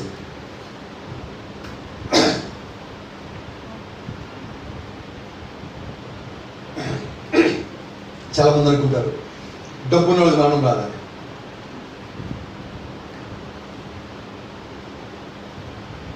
మీకు తెలుసా, తమిళనాడు ముఖ్యమంత్రి జయలలిత ఉన్నది, ఆమె ఎన్నో రోజులు కోమాలో ఉంది. చుమించుకు 3 నెలలు ఉంటుంది, 3 నెలల్లో 5 నెలల్లో సుమారుగా 200 కోట్ల పైన ఆమె ఖర్చు పెట్టారు.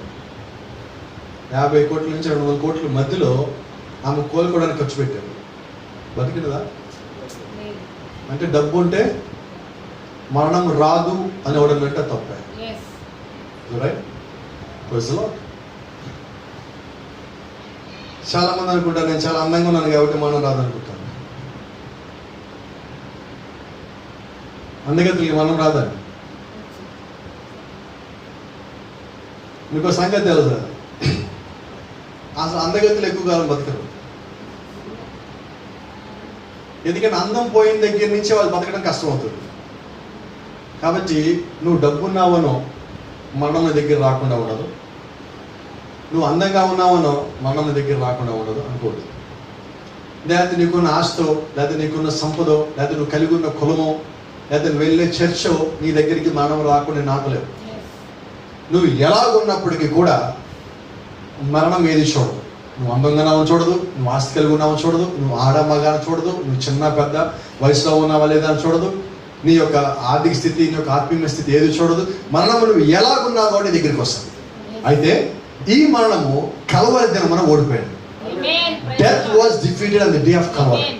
యేసుక్రీస్తు అక్కడ సమాప్తం అన్నప్పుడు మరణం అక్కడ ఓడిపోయాడు. కాబట్టి నువ్వు మరణించి నువ్వు సమాధిలోకి పోయినప్పటికీ కూడా నువ్వు ఖచ్చితంగా అక్కడి నుంచి నువ్వు బయటికి తిరిగి వచ్చేవాడు లేవు. ఎందుకంటే మన దేవుడు మృతుల దేవుడు కాదు, మన దేవుడు సమాధుల దేవుడు కాదు. ఆ కారణం చేత మనం సమాధుల పండుగ చేయము. ఎందుకని సమాధుల పండుగ అంటే దేవుడు సమాధిలో లేడండి. చాలా మంది ఆ ఈశ్వర దినం వెళ్ళి సమాధిలో తల్లికి వస్తూ ఉంటారు. ఏమి నమ్ముతున్నామంటే ఇంకా నువ్వు సమాధిలో బాధ్య పెట్టిన వ్యక్తి అక్కడే ఉన్నావు నమ్ముతున్నావు, కాబట్టి నువ్వు సమాధి తల్లికి వచ్చే పోయి. అయితే బైబిల్ చెప్తా ఉన్నది నువ్వు మరణించగా నీ ఆత్మ పాతాళానికి దిగిపోయింది. రైట్? నువ్వు వాక్య ప్రకారంగా జీవిస్తే నీ ఆత్మ పరదేశకు పోయాడు. వాక్య ప్రకారం లేకపోతే పాతాళంగా పోయింది. మరి ఇప్పుడు సమాధిలో ఏమున్నది? ఆత్మ శరీరం ఎందుకండి? నీ ఆత్మ పోతే పైకన్నా పోవాలి, కిందకన్నా దిగిపోవాలా? రోజులో కాబట్టి ఇప్పుడు సమాధి దగ్గరికి వెళ్ళి నువ్వు పండగ చేయడం వల్ల ఉపయోగం ఉన్నదా? No sir. Let me tell you, ప్రవక్త సమూయేలు మరణించిన తర్వాత 3-4 సంవత్సరాలకి సౌలు ఎండోర్ ప్రవక్త దగ్గరికి వచ్చి, అయ్యా అమ్మా ఒకసారి నేను ఒక ఆయన పేరు చెప్తాను, ఆయన బయటికి పిలవమన్నప్పుడు ఆయన పిలిచినప్పుడు ఎవరు బయటకు వచ్చారంటే సమూయేలు బయటకు వచ్చాడు. సమూయేలు వచ్చి అంటున్నాడు, ఎవడు నన్ను విశ్రాంతిలో వచ్చి పిలిచినది? ఎక్కడి నుంచి వచ్చాడు ఆయన? విశ్రాంతి అంటే ఎక్కడ ఉంటుంది? పైన ఉంటుందా కింద ఉంటుందా? కింద విశ్రాంతి ఉంటుంది, శోధన ఉంటుంది. అంటే ఇప్పుడు ఆయన ఎక్కడి నుంచి వచ్చాడు? పరదేశం నుంచి వచ్చాడు. అంటే ప్రవక్తలు ఎక్కడికి వెళ్ళారు? పరదేశకి వెళ్ళారు. అయితే లెట్ మీ టెల్ యు, మోషేని కొండ మీద మరణించిన తర్వాత దేవుడు అక్కడ రాజులో దాచిపెట్టాడు అన్నాడు ప్రవక్త. మోషే యొక్క సమాధి ఎక్కడ? రాతిలో ఉన్నది. ఆ కాలం నుంచి అది అపవాదం వచ్చి మోషే శరీరం ఎక్కడ అని అడిగాడు. చెప్పలేదండి. ఎందుకని చెప్పలేదంటే మోషే శరీరం ఎక్కడో తెలిస్తే మోషే శరీరం పాతి పెట్టిన చోటని ఆ అపవాదం ఏం చేసేవాడంటే ఒక పుణ్యక్షేత్రం చేసేవాడు. ఇప్పుడు చేయలేదు ఇక్కడ కాకాని తోట చేశారు చూడు. ఇప్పుడు అది దెయ్యాల తోటగా మిగిలిపోయాడు. కారణం ఏంటంటే ఒక వ్యక్తిని అక్కడ చూపించి దేవుడు చేయాలనుకోవడం తప్పు. దేవుడే దేవుడు అయి ఉంటాడు కానీ వ్యక్తి ఎప్పుడు దేవుడు కాడండి. పాపంలో పుట్టిన మానవుడు దేవుడు కాలేడు. మోషే ఎలా పుచ్చాడంటే అమ్రాము యాకోబులకు పుచ్చాడు. మరి యేసుక్రీస్తు ఎలా పుచ్చాడు? కన్యక గర్భాన్ని పుచ్చున్నాడు. హల్లెలూయా. కన్యక గర్భాన్ని అంటే స్త్రీ పురుషుని కలయిక లేకుండా పుట్టినవాడు దేవుడై ఉన్నాడు. స్త్రీ పురుషుని కలయిక ద్వారా పుట్టినవాడు దేవుడు ఎన్నటికీ కాడు. కాబట్టి ఇప్పుడు మోషే ఒక దేవుడు చేయాలని అపవాది ప్రయత్నం చేసినప్పుడు ఆ శరీరాన్ని దాచిపెట్టిన వాడు దేవుడై ఉన్నాడు. అయితే అదే శరీరము మోషేని మరణించాడు, మోషేని పాతి పెట్టారు. అయితే ఇదే మోషే 1550 సంవత్సరాల తర్వాత మళ్ళా యేసుక్రీస్తు దగ్గర ఆ పునరుద్ధారణ కొండ మీద లేదంటే రూపాంతరం కొండ మీద మోషే వచ్చి యేసుక్రీస్తు పక్కన నిలబడి ఉన్నాడు. ఎలా జరిగింది సార్ ఇది? ఆ సమాధి మోషే యొక్క శరీరాన్ని పట్టి బంధించి ఉంచలేకపోయాడు. కాబట్టి ఈ రోజు మోషేకి దేవుడిచ్చిన కృప, సమూయేలుకి దేవుడిచ్చిన కృప, లాజరుకి దేవుడిచ్చిన కృప, యేసుక్రీస్తు అనేక వందల వేల మందిని సమాధి నుంచి పైకి లేపే కృప ఈ రోజు మనకి ఇంకా నిలిచున్నది. The same grace is with us now. అదే కృప ఈ రోజు నీ మీద నా మీద నిలిచి ఉన్నది. ఎందుకంటే గమనించండి, క్రీస్తునందు మృతులైన వారు ఎవరైతే ఉన్నారో వారు ఖచ్చితంగా తిరిగి లేస్తారు. నువ్వు వాక్యానికి వెలుపటి కానీ మరణించావంటే నువ్వు ఖచ్చితంగా మళ్ళీ తిరిగి లేవలేవు. నువ్వు వాక్యం లోపల మరణిస్తే నీ వయసుతో సంబంధం లేదు. నీ యొక్క శరీరం ఎంత పాడైనా కూడా దానికే సంబంధం లేదండి. అది మళ్ళా తిరిగి లేవాల్సిందే.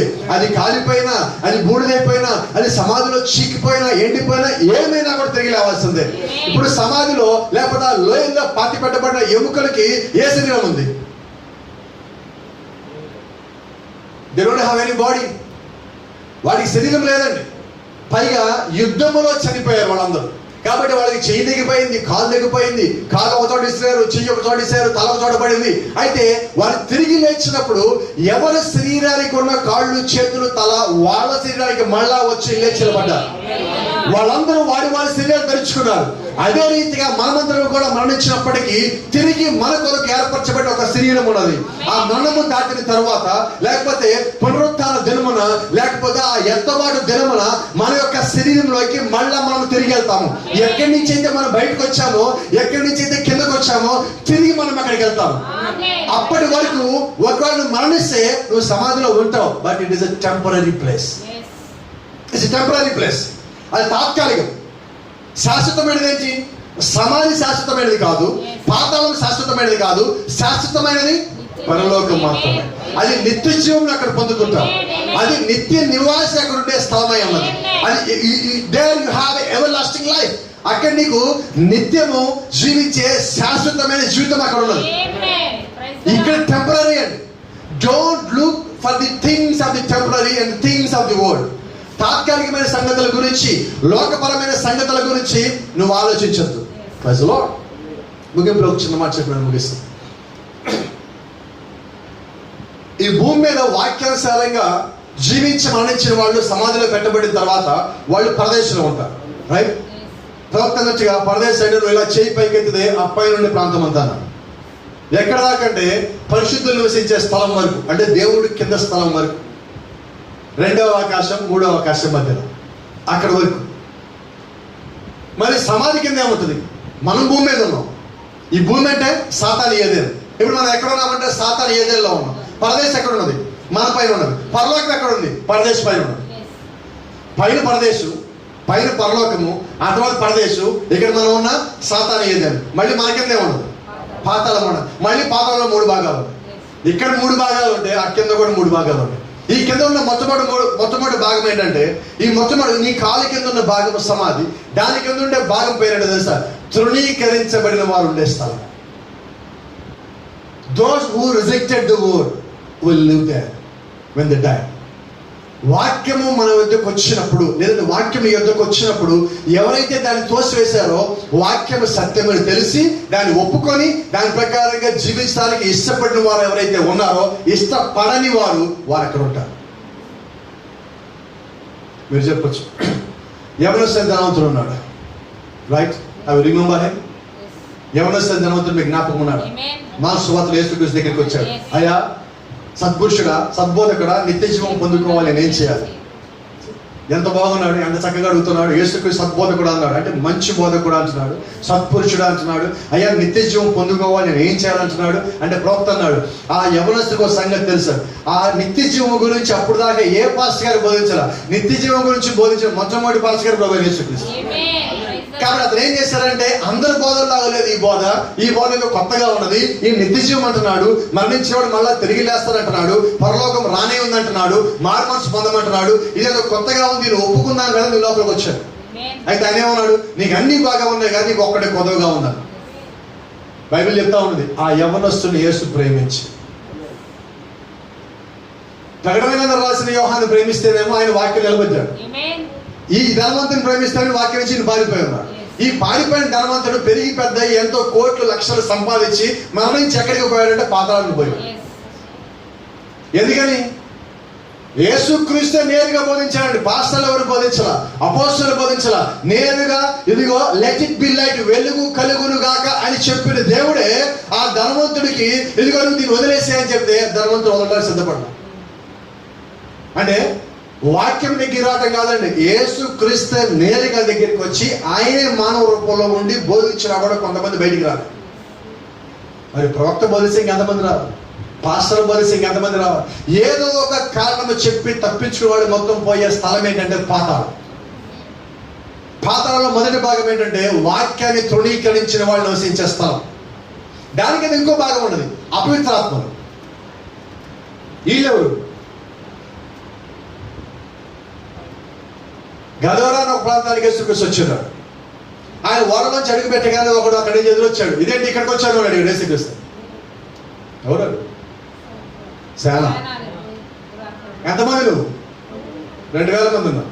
వాడు అంటున్నాడు యేసుక్రీస్తు ఇంకేమల్లా, యేసుక్రీస్తు నోరు తెరవాల. వాడు ఏమన్నాడు తెలుసా? మమ్మల్ని పాతాళానికి బొమ్మను ఆజ్ఞాపించద్దు. ఎక్కడి నుంచి వచ్చాడు వాడు? అసలు పరలోకానికి పోతా అనలే అన్నాడు. ఎందుకని? దెయ్యాల స్థలం ఎక్కడ? పాతాళం. వాటి పర్మనెంట్ ప్లేస్ అది. వాక్యాన్ని తృణీకరించిన వారి కింద ఉండే స్థలంలో ఉండేవాళ్ళు ఎవరంటే అపవిత్ర ఆత్మలు. అయ్యా మన మీదకి వస్తూ ఉంటాయి, ఎప్పుడెప్పుడు ఇళ్లలో మాట్లాడుతూ ఉంటాయి. బిర్యానీలు కావాలంటే, సినిమాలు చూపించమంటే, కొత్త బట్టలు కొనమంటాయి, వంకాలు పెట్టమంటే, బొట్లు పెట్టమంటే, పూలు పెట్టమంటే, దెయ్యం చేసలు మొత్తం చేస్తే అవే అపవిత్ర ఆత్మలు. ఎక్కడి నుంచి రాలి అక్కడి నుంచి వచ్చినాయి. వాటికి భయపడద్దు. రాలేదు ఇళ్లలోకి. ఏమండి వచ్చి అవి కోరికలు మొత్తం తీర్చుకొని పోవడానికి వస్తాయి. అవి వచ్చేటప్పుడు ఏం చేస్తాయంటే చనిపోయిన మానవుని యొక్క లక్షణాలు మొత్తం లాక్కొని వస్తాయి ఇళ్లలోకి. వాళ్ళలాగా బిహేవ్ చేస్తాయి. అవసరమైతే వాళ్ళ స్వరంలో కూడా మాట్లాడతాయి. మనం అనుకుంటాం నిజంగా ఆయనే వచ్చాడు కదండి, నిజంగా ఆమె వచ్చింది కదా, మా అమ్మమ్మ వచ్చింది, మా పిన్ని వచ్చింది, బాబాయ్ వచ్చింది. ఎందుకు వస్తారండి? ఎందుకు వస్తారు? వాళ్ళకేం పని లేదండి. వస్తారు వాళ్ళు కిందకి. పైకి ఉన్నాడు కిందకి రాడు, అసలు కింద ఉన్నాడు పైకి రాడు. వచ్చింది ఎవరు మరి? సాతాను ఎక్కడ తిరుగుద్ది? ఒకరోజు యోగ గ్రంథంలో ఒక మాట ఉంటుంది, దేవుని యొక్క స్థలములోకి దూతలందరూ వచ్చే సమయం ఆసనమైనప్పుడు సాతాను కూడా అక్కడికి వచ్చాడు. దేవుడు అడిగాడు, ఎక్కడి నుంచి వస్తున్నావు అన్నాడు. ఏం చెప్పాడు? వినమల్లా భూమి మీద అటు ఇటు తిరుగుతానని అన్నాడు. అంటే ఆత్మలు ఎక్కడ తిరుగుతాయి? పరిశుద్ధాత్మ తిరగదండి, అది ఒకే చోట స్థిరంగా ఉంటుంది. నీ విశ్వాసం మాదిరిగా అపవిత్రాత్మ ఎలా ఉంటుందంటే స్థిరం ఉండదు, దాని స్థిర నివాసం ఉండదు, మాట స్థిరం ఉండదు, పద్ధతి స్థిరం ఉండదు, ఏది స్థిరం ఉండదు. ఈ రోజు ఆడుతుంది, రేపు కాదంటది. ఏంటయ్యా దాని సమస్య అంటే దాని బుద్ధి చంచలమైన స్వభావం కలిగినది సాతానాత్మ.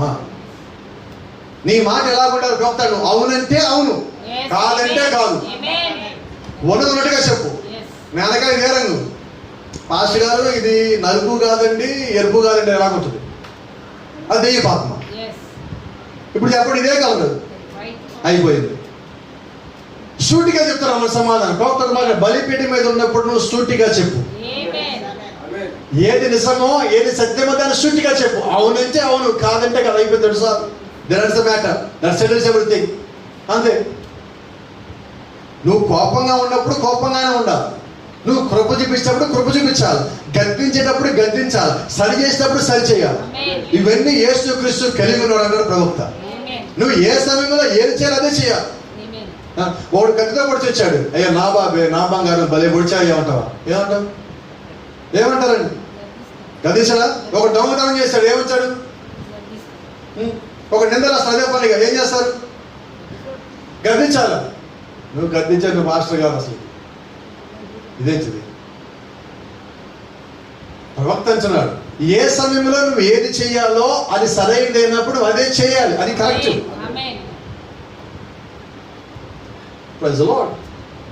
కాబట్టి వాడి పని ఏంటి?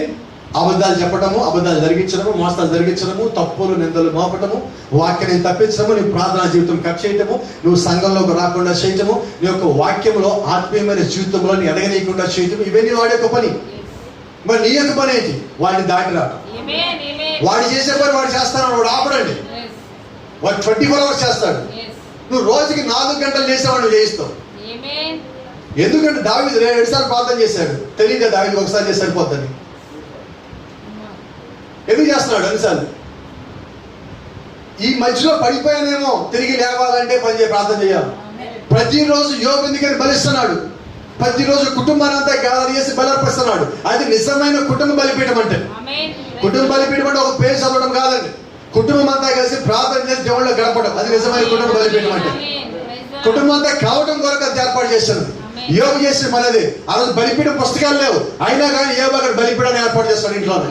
ఈ రోజు నిజంగా మనము దేవుని యొక్క బిడ్డలై ఉంటే, ఆయనకు కుమారులు కుమార్తెలు అయి ఉంటే, నీ కుటుంబంలో ప్రార్థనా జీవితం మెరుగుపడాలి, నీ వ్యక్తిగతంగా యొక్క ప్రార్థనా జీవితం మెరుగుపడాలి. నువ్వు ఒంటరిగా ఉన్నప్పుడు దేవుడితో గడపడం నేర్చుకో, కుటుంబంతో ఉన్నప్పుడు దేవుడి యొక్క మాటలు మాట్లాడటం నేర్చుకో. ప్రతి సందర్భంలో దేవుని యొక్క వాక్యాన్ని తలుచుకుంటూ, ధ్యానించుకుంటూ, ప్రార్థించుకుంటూ, ఆయనకి సమస్యను ఆయన ముందు పెట్టుకుంటూ, ఆయన సమర్పించుకుంటూ, సరి చేసుకుంటూ యొక్క జీవితాన్ని గడుపుతూ ఉండాలి. That is the life God wants. అటువంటి జీవితము దేవుడు నేను ఆశిస్తా ఉన్నాడు. అటువంటి జీవితం జీవించే వారికి దేవుడు తన కృప అనుగ్రహిస్తా ఉన్నాడు. మూడో భాగం ఉన్నది. మొదటి భాగం తృణీకరించబడిన వాడు, రెండో భాగం ఎవరు ఉన్నారంటే అపవిత్రాత్మలు ఉన్నాడు. ఆ మూడో భాగం ఎవరు ఉన్నారంటే అక్కడ అసహ్యుడు ఉన్నాడు. వీళ్ళందరికీ బాస్ అక్కడ ఉన్నాడు, మిస్టర్ లూసిఫర్ ఉండే స్థానం. అంటే వాడు పాతాళంలో అడుగునున్నాడు, వాడిపైన అపవిత్రాత్మను పెట్టి వాడు పంపిస్తున్నాడు, ఆ పైన తృణీకరించబడి వాళ్ళు లాక్కుండా అక్కడ పెట్టుకుంటున్నాడు. అవిధేయులైన వారు అక్కడ ఉన్నారు, వాక్యాన్ని తోసేసిన వాళ్ళు అక్కడ ఉన్నారు. మరి వాక్య ప్రకారంగా జీవించిన వాడు సమూయేలు ప్రదేశంలో ఉన్నాడు. యేసుక్రీస్తు మాటను ఒప్పుకుని అయా నీ రాజ్యం వచ్చినప్పుడు జ్ఞాపకం చేసుకో అని చెప్పిన దొంగ ప్రదేశంలో ఉన్నాడు. వాక్య ప్రకారంగా జీవించిన పరిశుద్ధులు ప్రదేశంలో ఉన్నారు. ప్రవక్త అంటున్నాడు, యేసుక్రీస్తు సమాప్తమని కేకవేయగానే ప్రదేశం మొత్తం ఖాళీ అయింది అన్నాడు. ఎందుకని ఖాళీ అయిందంటే ఆదాము మొదలుకొని కుడి పక్కన జీవించిన దొంగ వరకు వాళ్ళందరూ ప్రదేశంలో ఉన్న వాళ్ళు ఎవరైతే ఉన్నారో వాళ్ళందరూ వాళ్ళ ప్రదేశాన్ని ఖాళీ చేసి విడిచిపెట్టిపోయి ఉన్నారు. Praise the Lord. అంటే దేవుడు వచ్చినప్పుడు ఎవరు తీసుకెళ్ళిపోతాడు? ప్రదేశంలో ఉన్నవాడు. అయితే అదే దేవుడు మనకు కృపనిచ్చున్నాడు. ఏ కృప అంటే ఈ కాలంలో జీవించినప్పుడు దేవుడు ఇచ్చే మహా అద్భుతమైన కృప ఏంటంటే కేవలము పరదేశంలో ఉన్న వాళ్ళు మాత్రమే కాదు, కానీ జీవించున్న మనము కూడా వారితో కలిసి పైకెళ్తాం. దశలోనికి రాసిన పత్రిక ప్రకారం ఆయన ఏం చెప్పాడు? ఇదిగో క్రీస్తు మృతులైన వారు మొదట లేస్తారు, ఆ మీద సజీవులైన మన యోధులకు దేవుడు వారి వెంట పెట్టుకుని వచ్చును. అప్పుడు మనమందరం కలిసి మధ్యాకాశంలో ఆ ఎదుర్కొన్నటకు ఆకాశంలో మేఘముల మీద పోదు. సో దేవుడు ఇచ్చిన కృప ఏంటి? ఇప్పుడు చనిపోయిన వెళ్ళే కృప కాదండి. ఇప్పుడు దేవుడు ఇచ్చిన కృప ఏంటంటే నువ్వు జీవించేలో కృప కూడా ఇచ్చున్నాడు. ఈ జీవించే లోపు గాని మరణము గాని వస్తే సమాధిని బద్దలు కొట్టైనా దేవుడు నిన్ను పైకి తీసుకొని పోతాడు. కాబట్టి నువ్వు సమాధిలో ఉన్నా భయపడాల్సిన పని లేదు, అనారోగ్యం వచ్చి భయపడాల్సిన పని లేదు. నువ్వు దేవుళ్ళలో ఉన్నావా లేదా చూసుకో, వాక్యంలో ఉన్నావా లేదా తీసుకో. ఒకే నమ్మకం కలిగి ఉండు. నేను కానీ మరణిస్తే పరలోకానికి వెళ్తానా? ఎవరెవరు ప్రశ్న మనం ప్రశ్నించుకోండి. నేను వాక్యానుసారంగానే ఉన్నానా? వాక్యానుసారంగా ఉంటే దేవుడి ఖచ్చితంగా పరలోకం తీసుకుని పోతాను. వాక్యానుసారంగా లేకపోతే నువ్వు ఎంత మంచోడిగా ఉండొచ్చు, నువ్వు మంచి మంచి కార్యక్రమాలు చేయొచ్చు, గొప్ప గొప్ప దానములు చేయొచ్చు, అయితే నువ్వు వాక్యానుసారంగా లేనప్పుడు భూమి మీద నీ మంచితనం ఇక్కడే ఉంటుంది కానీ పరలోకానికి అది తీసుకుపోతుంది. నువ్వు 10 మంది మనుషుల ముందు మంచోడిగా ఉండాలనుకుంటున్నావేమో, అనిపించుకోవాలని కోరిక అంటున్నావేమో, అది పగటి కాలం మాత్రమే. కానీ మరణించిన తర్వాత నీ యొక్క జీవితం సమాధి, అక్కడి నుంచి కిందకి మాత్రమే. అదే నువ్వు వాక్యానుసారంగా జీవించి యథార్థంగా ఉండి నువ్వు కలిగిన కొద్దిలో ఎంతైతే నమ్మకంగా ఉన్నావో దాన్ని బట్టి నువ్వు పరదేశంలోకి వెళ్తావు, అక్కడి నుంచి పరలోకానికి వెళ్తావు. నీకున్న స్థలాన్ని, నీకు ఇవ్వబడిన శరీరాన్ని నువ్వు స్వాధీనం చేసుకుంటావు. వయసులో ఎందుకంటే దేవుడు చెప్తా ఉన్నాడు, నేను మీ కొరకు నివాస స్థలమును సిద్ధపరుస్తాను పరలోకానికి వెళ్తాను. సో ఈ వెంట్ టు హెవెన్. ఎందుకు ఆయన పరలోకానికి వెళ్ళాడు? నీ కొరకు నా కొరకు సిద్ధపరచడానికి. అంటే దేవుడు యొక్క ఉద్దేశంలో నిన్ను నన్ను తీసుకెళ్ళే ఆలోచన ఉన్నది, రైట్? ఆలోచనే కాదు, ఆయన చెప్పెళ్ళాడు. ఆయన చెప్పడమే కాదు, ఆయన ఒక వాగ్దానం ఇచ్చాడు, నివాస స్థలమును సిద్ధపరుస్తున్నా. దేవుడు ఎప్పుడన్నా ఒక మాట అంటే మాట తప్పే దేవుడు కాదండి. ఇప్పుడు ఆయన నరకుతున్నా ప్రవచింపు, ఎముకలు లేస్తాయి అన్నాడు. ఆ ఎముకలు లేచునియా? ఆ ఎముకలు జీవం పొందుకున్నాయా? ఆ ఎముకలు సైన్యంగా మారినయా? అవి నిజమైతే అదే దేవుడు ఈ రోజు మనతో వాగ్దానం ఇస్తున్నాడు. అదే దేవుడు మనకి వర్తమానం అందించాడు. అదే దేవుడు మనకి ఒక ప్రవక్త ఇచ్చున్నాడు. ఆయన అంటున్నాడు, నీవు కూడా తిరిగి లేచి ఆయన కలుసుకునే సమయం ఆసన్నమైనది. Praise the lord. కాబట్టి మరణము సమాధి నిన్ను పట్టి బంధించవచ్చు, దానికి భయపడాల్సిన అవసరమే లేదు. దావీదు కలిగిన నమ్మకము, యోబు కలిగిన నమ్మకము, అపోస్తలుడైన పౌలు కలిగిన నమ్మకము, ఆ సమయాలు జీవించిన స్థలము, లేదంటే మోషే ఉన్న స్థలము, ఇవన్నీ ఒకసారి జ్ఞాపకం చేసుకోండి. ఇవన్నీ దేవుడు మనకి ముందుగా ఎందుకు పెట్టాడంటే, why? Abraham said so many times. Why God said so many times? ఎందుకంటే దేవుడు మనకన్నా ముందు అనేక సాదృశ్యాలు మాదిరిలో ఉంచారంటే వాటిని చూసి ఇలాగ మనకి కూడా జరుగుతుందని తెలుసుకోవడానికి. ఎందుకంటే దేవుడు హానోకును పైకి తీసుకుపోయాడు మరణం లేకుండా. ఇలాగ నేను చేయగలను అని మనకి తెలియటానికి అన్ని కాలంలో ఈ రెండో రాకడలో వధువు అలాగే పైకి వెళ్తని జీవించని తెలియటానికి దేవుడు ఆదాము నుంచి 7వ వాడిని హానోకును పైకి తీసుకుపోయి ఉన్నాడు. అదే నిజమైతే ఈ దినము మొట్టమొదటి సంఘకాలం నుంచి ఇప్పుడు మనం 7వ సంఘకాలమై ఉన్నాం. ఈ కాలంలో మళ్ళా జీవించి పైకి తీసుకువెళ్ళే కృపని దేవుడు మనకి ఇచ్చున్నాడు. కాబట్టి గమనించండి, దేవుడు ఆల్రెడీ చేసిందే మళ్ళా చేస్తున్నాడు. ఆయన చెప్పిందే చేస్తున్నాడు. ఆయన మాట ఇచ్చి కట్టుబడే దేవుడు. నిజంగా ఆయన ఇచ్చిన మాటకి ఆయన కట్టుబడే దేవుడు అయినప్పుడు మనము తీసుకున్న నిర్ణయాన్ని కూడా మనం కట్టుబడినట్లయితే, మనకి బోధించబడిన వాక్య ప్రకారంగా మనం కూడా జీవించినట్లయితే అదే కృప దేవుడు మనకి ఇచ్చున్నాడండి. అదే స్థితికి మనం పొందుకోగలము, అదే స్థితికి మనం చేరగలము. అటువంటి విశ్వాసంగా నువ్వు కలిగి ఉన్నట్లయితే నీ మీద ఏ మరణ భయము పనిచేయదు, నీ మీద ఏ సమాధి విజయం పొందుకోలేదు, నీ మీద ఏ పాతాళము హక్కు కలిగి లేదు. Ain't no grave hold your body down. ఏ ఒక్క సమాధి కూడా నీ యొక్క శరీరాన్ని పట్టి బంధించి దానిలో ఉంచలేదు. ఎందుకంటే అక్కడి నుంచి పైకి లేపే దేవుడు నువ్వు కలిగి ఉన్నావు. నీ శరీరం మామూలు శరీరం కాదు, నీ ఆత్మ మామూలు ఆత్మ కాదు. ప్రవక్త అన్నట్టుగా ఒక్క ఆత్మ విలువ 10,000 ప్రపంచాలు. సో నీ ఆత్మ ఏదో నేను ఒక్కనే కదా, నా ఒక్క ఆత్మే కదా అనుకోదు. నీ లోపల అంత విలువైనది ఉన్నది, అంత గొప్పది ఉన్నది. అంత గొప్పదాన్ని దేవుడు వదిలిపెట్టిపోతాడు. నువ్వు సార్ ఒక్క ఆత్మ కొరకు ప్రభు యేసుక్రీస్తు భూమి మీదకి వచ్చి దమస్కమాన్ రోడ్డు మీద వచ్చున్నాడు. అపోస్తలుడైన పౌలుని ఒక్కడిని కలుసుకోవడానికి ఆయనే కిందకు వచ్చి వచ్చున్నాడు. మధ్యాహ్నం 3 గంటల వేళ మిఖాయేలును గాబ్రియల్ ఎంత పెట్టుకొని యేసుక్రీస్తు మానవ శరీరం తెచ్చుకొని అబ్రాహాం దగ్గరికి వచ్చి వాగ్దానం ఇచ్చున్నాడు. ఒక్కడి కోరు ఒక్క ఇస్సాకు పుట్టడానికి నిమిత్తం. అదే దేవుడు ఒక ఫిలిప్పుని పంపించి నపుంసక చక్రవర్తికి బాప్తిజం ఇచ్చడానికి 10,000 మంది పక్కన ప్రసంగానికి కూర్చుంటే ఫిలిప్పుని అక్కడి నుంచి నడిపించి ఒక్కడి నిమిత్తం ఓడి నుంచోబెట్టాడు. అదే దేవుడు ఒక్కడే నన్ను తెలుసుకున్నాడు. అదే దేవుడు ఒక్కొక్కరు మిమ్మల్ని అందరూ కూడా తెలుసుకున్నాడు. ఎందుకంటే ఆయన ఒక్కొక్కరితో వ్యక్తిగతంగా మాట్లాడే దేవుడై ఉన్నాడు. ఒక్కొక్క ఆత్మ ఎంతో విలువైనది. ఆ ఆత్మ మీది కాదు, ఆ ఆత్మ నాది కాదు, ఆ ఆత్మ మన కులాన్ని కాదు, ఆ ఆత్మ మన రాష్ట్రాన్ని కాదు, కానీ ప్రభువైన యేసుక్రీస్తుదై ఉన్నది. ఆ ఆత్మ ఎంతో విలువైనది కాబట్టి ఆ ఆత్మను మనం నిర్లక్ష్యం చేయొద్దు. ఆ ఆత్మను నాశనం చేయద్దాడు. శరీరం నాశనం అయినా పర్వాలా. ఆ యోబు అంటున్నాడు, ఈ శరీరం కుసించిపోయినా, నశించిపోయినా, చీకిపోయినా, మట్టిలో కలిసిపోయినా నా సజీవుణ్ణి, నా విమోచకుడిని నేను మరలా చూస్తాను. If you have that kind of faith in you, definitely will see Jesus Christ again. నీలో అటువంటి విశ్వాసం ఉన్నట్లయితే నువ్వు మరలా ప్రభువైన యేసుక్రీస్తుని చూడగలుగుతావు. Don't lose your faith in any of your condition. నువ్వు ఎటువంటి స్థితిలో ఉన్నప్పటికీ కూడా నీ యొక్క విశ్వాసాన్ని జారిపోయి మాట. మేబీ ఫైనాన్షియల్, అది ఆర్థిక సంబంధమైనది కావచ్చు. మేబీ హెల్త్ ఇష్యూ, అది ఆరోగ్య సంబంధమైనది కావచ్చు. మేబీ డిప్రెషన్, అది ఒత్తిడి కావచ్చు. Maybe something in your family, నీ యొక్క కుటుంబంలో ఉన్న సమస్యలు కావచ్చు. What ever it is, the grace is with you. అది ఏమైనప్పటికీ ఆయన యొక్క కృప నీతో పాటు కావాలి. కాబట్టి ఇది temporary. Keep in your mind and heart. నీ హృదయంలోనూ నీ మనసులోనూ పెట్టుకో జాగ్రత్తగా. ఈ శరీరము తాత్కాలికమైనది. Don't do any sin with this body. ఈ శరీరంతో నువ్వు ఏ పాపం చేయాలని కోరుకోవద్దు. ఎందుకంటే నీ శరీరం పాపం చేసిందంటే దాని అర్థము నీ ఆత్మ అనుమతి ఇచ్చిందని. నీ ఆత్మ అనుమతి ఇవ్వకుండా నీ శరీరం పాపం చేయలేదు. రైట్? సో నీ శరీరం పాపం చేస్తుందంటే నీ ఆత్మ లెక్కప్ప చెప్పాలి. కాబట్టి ఆత్మ లెక్కప్ప చెప్పడం అంటే నువ్వు పాతాళానికి పోతాడు. పాస్కర్లకు మార్చంటారు, ఈ శరీరం ఏమైనా చేయొచ్చు పర్వాలా, నేను ఇక్కడే పడేసిపోతాం, పైకి వెళ్ళాడు ఇంకో శరీరం ఉంటుంది అని అంటాడు ఒక మాట. అదే పోదంటే పరిపూర్ణమైన దెయ్యం పోదు. ఒక కోమాలో ఉన్న పేషెంట్ నడిచి వెళ్తాడా? ఎందుకని?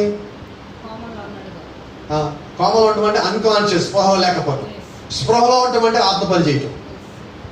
నీ ఆత్మ చెప్పకుండా శరీరం ఏమైనా పని చేస్తుందా? ఇంట్లోంచే బయటికి రాదు. అర్థమవుతుందా? అంటే ఈ శరీరం తప్పు చేయాలంటే ముందు నీ ఆత్మ చెప్పాలి. నీ ఆత్మ చెప్తేనే శరీరం పనిచేస్తుంది. రైట్? అంటే తప్పు చేయాలని మొట్టమొదటి చెప్పేది ఎవరికంటే శరీరానికి ఆత్మ చెప్పాలి. శరీరం మాట్లాడదు, శరీరానికి ఏమీ తెలియదు, శరీరానికి భాషా భావం లేదు. ఆత్మ లోపల నుంచి ఏం చెప్తే శరీరం పనిచేస్తుంది. కాబట్టి నా శరీరం ఏమి తప్పు చేయలేదు, నా శరీరం ఇక్కడ పడేసిపోతాను కదా అంటే నువ్వు ఇక్కడే ఉంటావు సమాధిలో, అక్కడి నుంచి కిందకి పోతావు, పైకి వచ్చే అవకాశమే లేదు. కాబట్టి ఇప్పుడు ఏం చేద్దాం? నీ ఆత్మ ఎటువంటి ఆత్మ ముందు గమనించు. నీ ఆత్మ వాక్యానుసారంగా చెప్తే అప్పుడు చెయ్యి. వాక్యానుసారంగా చెప్పకపోతే నీ ఆత్మని కంట్రోల్లో పెట్టుకోవడానికి నీ వల్ల కాకపోతే దేవుడికి అప్పచెప్పు. That's what you have to do always. నువ్వు ప్రతిసారి చేయాల్సిన పని అది. నువ్వు కొన్నిసార్లు మన స్వాధీనం ఉండవు. రైట్? ఓ చిన్న మాట చెప్తా. షుగర్ పేషెంట్స్ ఉంటారు,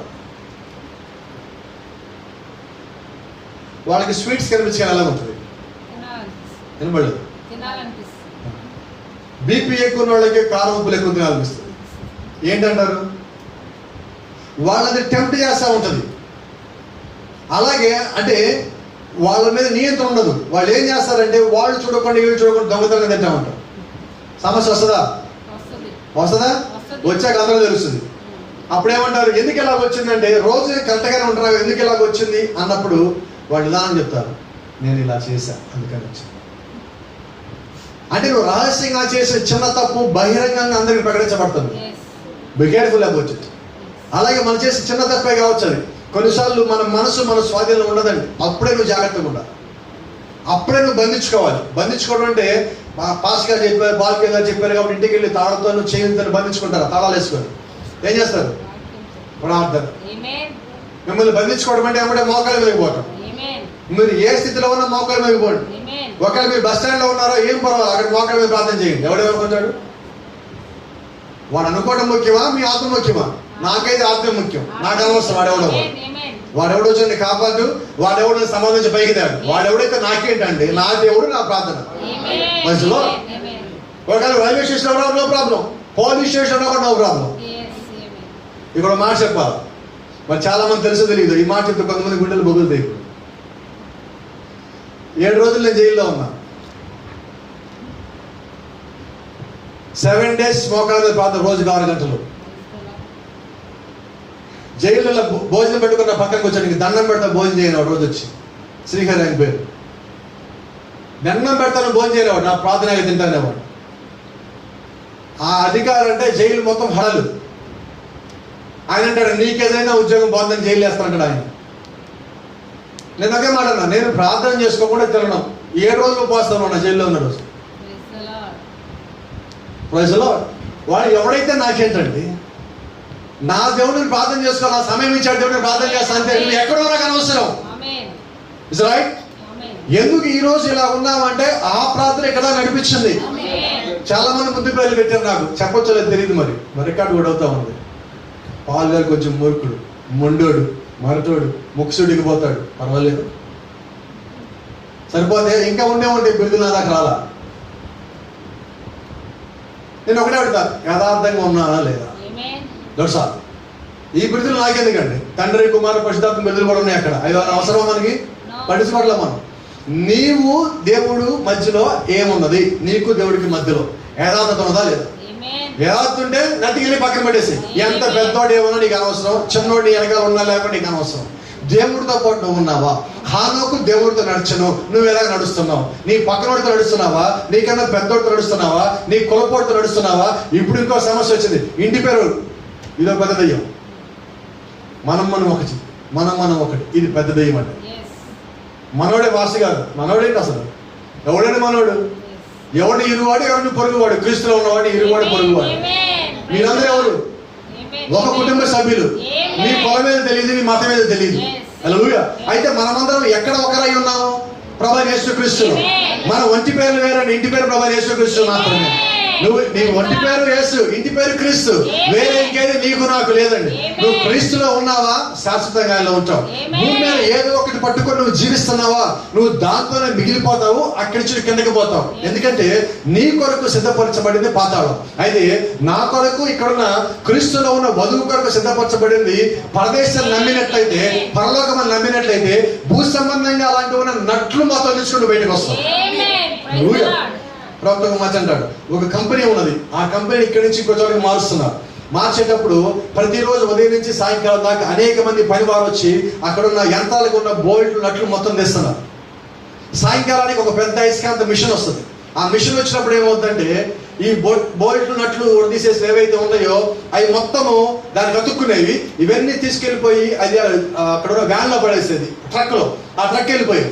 అయితే కొన్ని ఏం చేసామంటే, గమనించాను, ఒక కుర్చీ ఉందనుకున్నాం ఇక్కడ. ఇప్పుడు దీనికి కూడా నట్లు మొత్తం తీశారు. ఇటేపు చివరిలో ఒక నట్లు రాట్లా. ఇప్పుడు అయస్కాంతం వచ్చింది, ఏం జరుగుతుంది?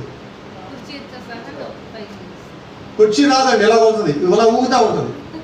ఎందుకంటే 3 ఊడిపోయిన ఒకటి ఉంది అక్కడ. నువ్వు ప్రభువైన యేసుక్రీస్తుని బాప్తిజం పొందావు, ఎంతో కొంత వాక్య ప్రకారం ఉంటున్నావు. అయితే ఇంకా కొన్ని వెనకాల పట్టుకొని లాగుతున్నాయి. నువ్వు పైకి వెళ్తావా? ఆ నట్లు బోల్ట్ వదిలించుకుంటా కానీ పైకి రావు. అయితే మీకు తెలుసో తెలియదో, ఒక నట్టు బోల్ట్ కానీ బిగిసిపోతే, ఇక్కడ పనివారు ఉన్నారు మీకు తెలుస్తుంది, నట్టు బోల్ట్ కానీ బిగిసిపోతే ఏం చేస్తారు? నిజాలు కానీ మీరే చెప్పాలా? ఆయిల్ వేస్తారు. ఏ ఆయిల్ అండి? నూనె వేస్తారు. ఏ నూనె? బైబిల్ చెప్తా ఉన్నది, నూనె అంటే పరిశుద్ధాత్మ. ఈ భూ సంబంధమైన పట్టి వదలకుండా నేను పట్టి లాగుతా ఉంటే, ఒకవేళ నేను పరలోకానికి పోకుండా ఒక్కనట్టే ఆపుతుందేమో. దీన్ని వదులుకో, దాన్ని ఒక్కడా వదులుకోలేవా? కులాన్ని వదులుకోలేవు, మతాన్ని వదులుకోలేవు, జాతులు వదులుకోలేవు, బంధుత్వాలు వదులుకోలేవు, ఇంటి పేరు వదులుకోలేవు. సాతానికి సంబంధించిన అన్నిటినీ నువ్వు 3 దాటొచ్చావే. ఆ ఒక్కటి నీకు అడ్డుపడితే, పరలోకానికి అడ్డుబండి అయితే నీ పరిస్థితి ఏంటి? నీ ఇటు పక్కనోడు మిషన్ వెళ్ళిపోయింది, అటు పక్కన మిషన్ వెళ్ళిపోయింది, ఇంటి పక్కన పరలోకానికి వెళ్ళాడు, ఈ పక్కన పరలోకానికి వెళ్ళాడు. నువ్వు మాత్రం వెళ్తుంటే బాగా చెప్తావు. ఎంతమంది వరకు ఉంటారు పరలోకానికి పక్కనోడు వెళ్తే బాగా చెప్తామని? బాగా చెప్తారా? మీరు పైకి వెళ్తే గుడ్ బై చెప్తారా? మీరు పైకి వెళ్తాడు గుడ్ బై చెప్పాలి. గుడ్ బై అంటే మళ్ళా నువ్వు ఈ భూమి మీదకి రావు. కొత్త భూమి మీదకి, కొత్త ఆకాశం మీదకి. ప్రకటన 4లో పైకి వెళ్ళిపోయిన వధువు 19లో మళ్ళా తిరిగి కిందకి వస్తుంది. కొత్త భూమి, కొత్త ఆకాశం వచ్చినప్పుడు, పాపం మొత్తం ఇక్కడి నుంచి పోయినప్పుడు పూర్తిగా అక్కడ పరిశుద్ధులు జీవిస్తున్న స్థలంలో నువ్వు వస్తావు. అయితే ఒక్క నట్టు బోల్డ్ ఒకళ్ళని నాపితే నీ పరిస్థితి ఏంటి? Just think about. మరణం నిన్ను ఆపలేదు, నిన్ను పట్టి బంధించలేదు, పాతాళం నిన్ను పట్టి బంధించలేదు. అయితే నీ బుద్ధి, నీ ఆలోచనలు ఒక్క నట్టు బోల్ట్ గల పట్టి ఆపినట్లయితే నీ పరిస్థితి ఏంటి? That ends your spiritual life. నీ యొక్క ఆత్మీయమైన జీవితం అక్కడ ముగిసిపోయాడు. ఆ మిషన్ 2 సార్లు లాగా అంతది, వస్తే వచ్చేలా వెళ్ళిపోతుంది. గతపడి కూడా అంతే. ఆ టైంకి నువ్వు రెడీగా ఉంటే తీసుకెళ్ళిపోతావు. అన్ని బోల్ట్స్ మొత్తం బోర్డు తీసుకొని రెడీగా ఉండండి.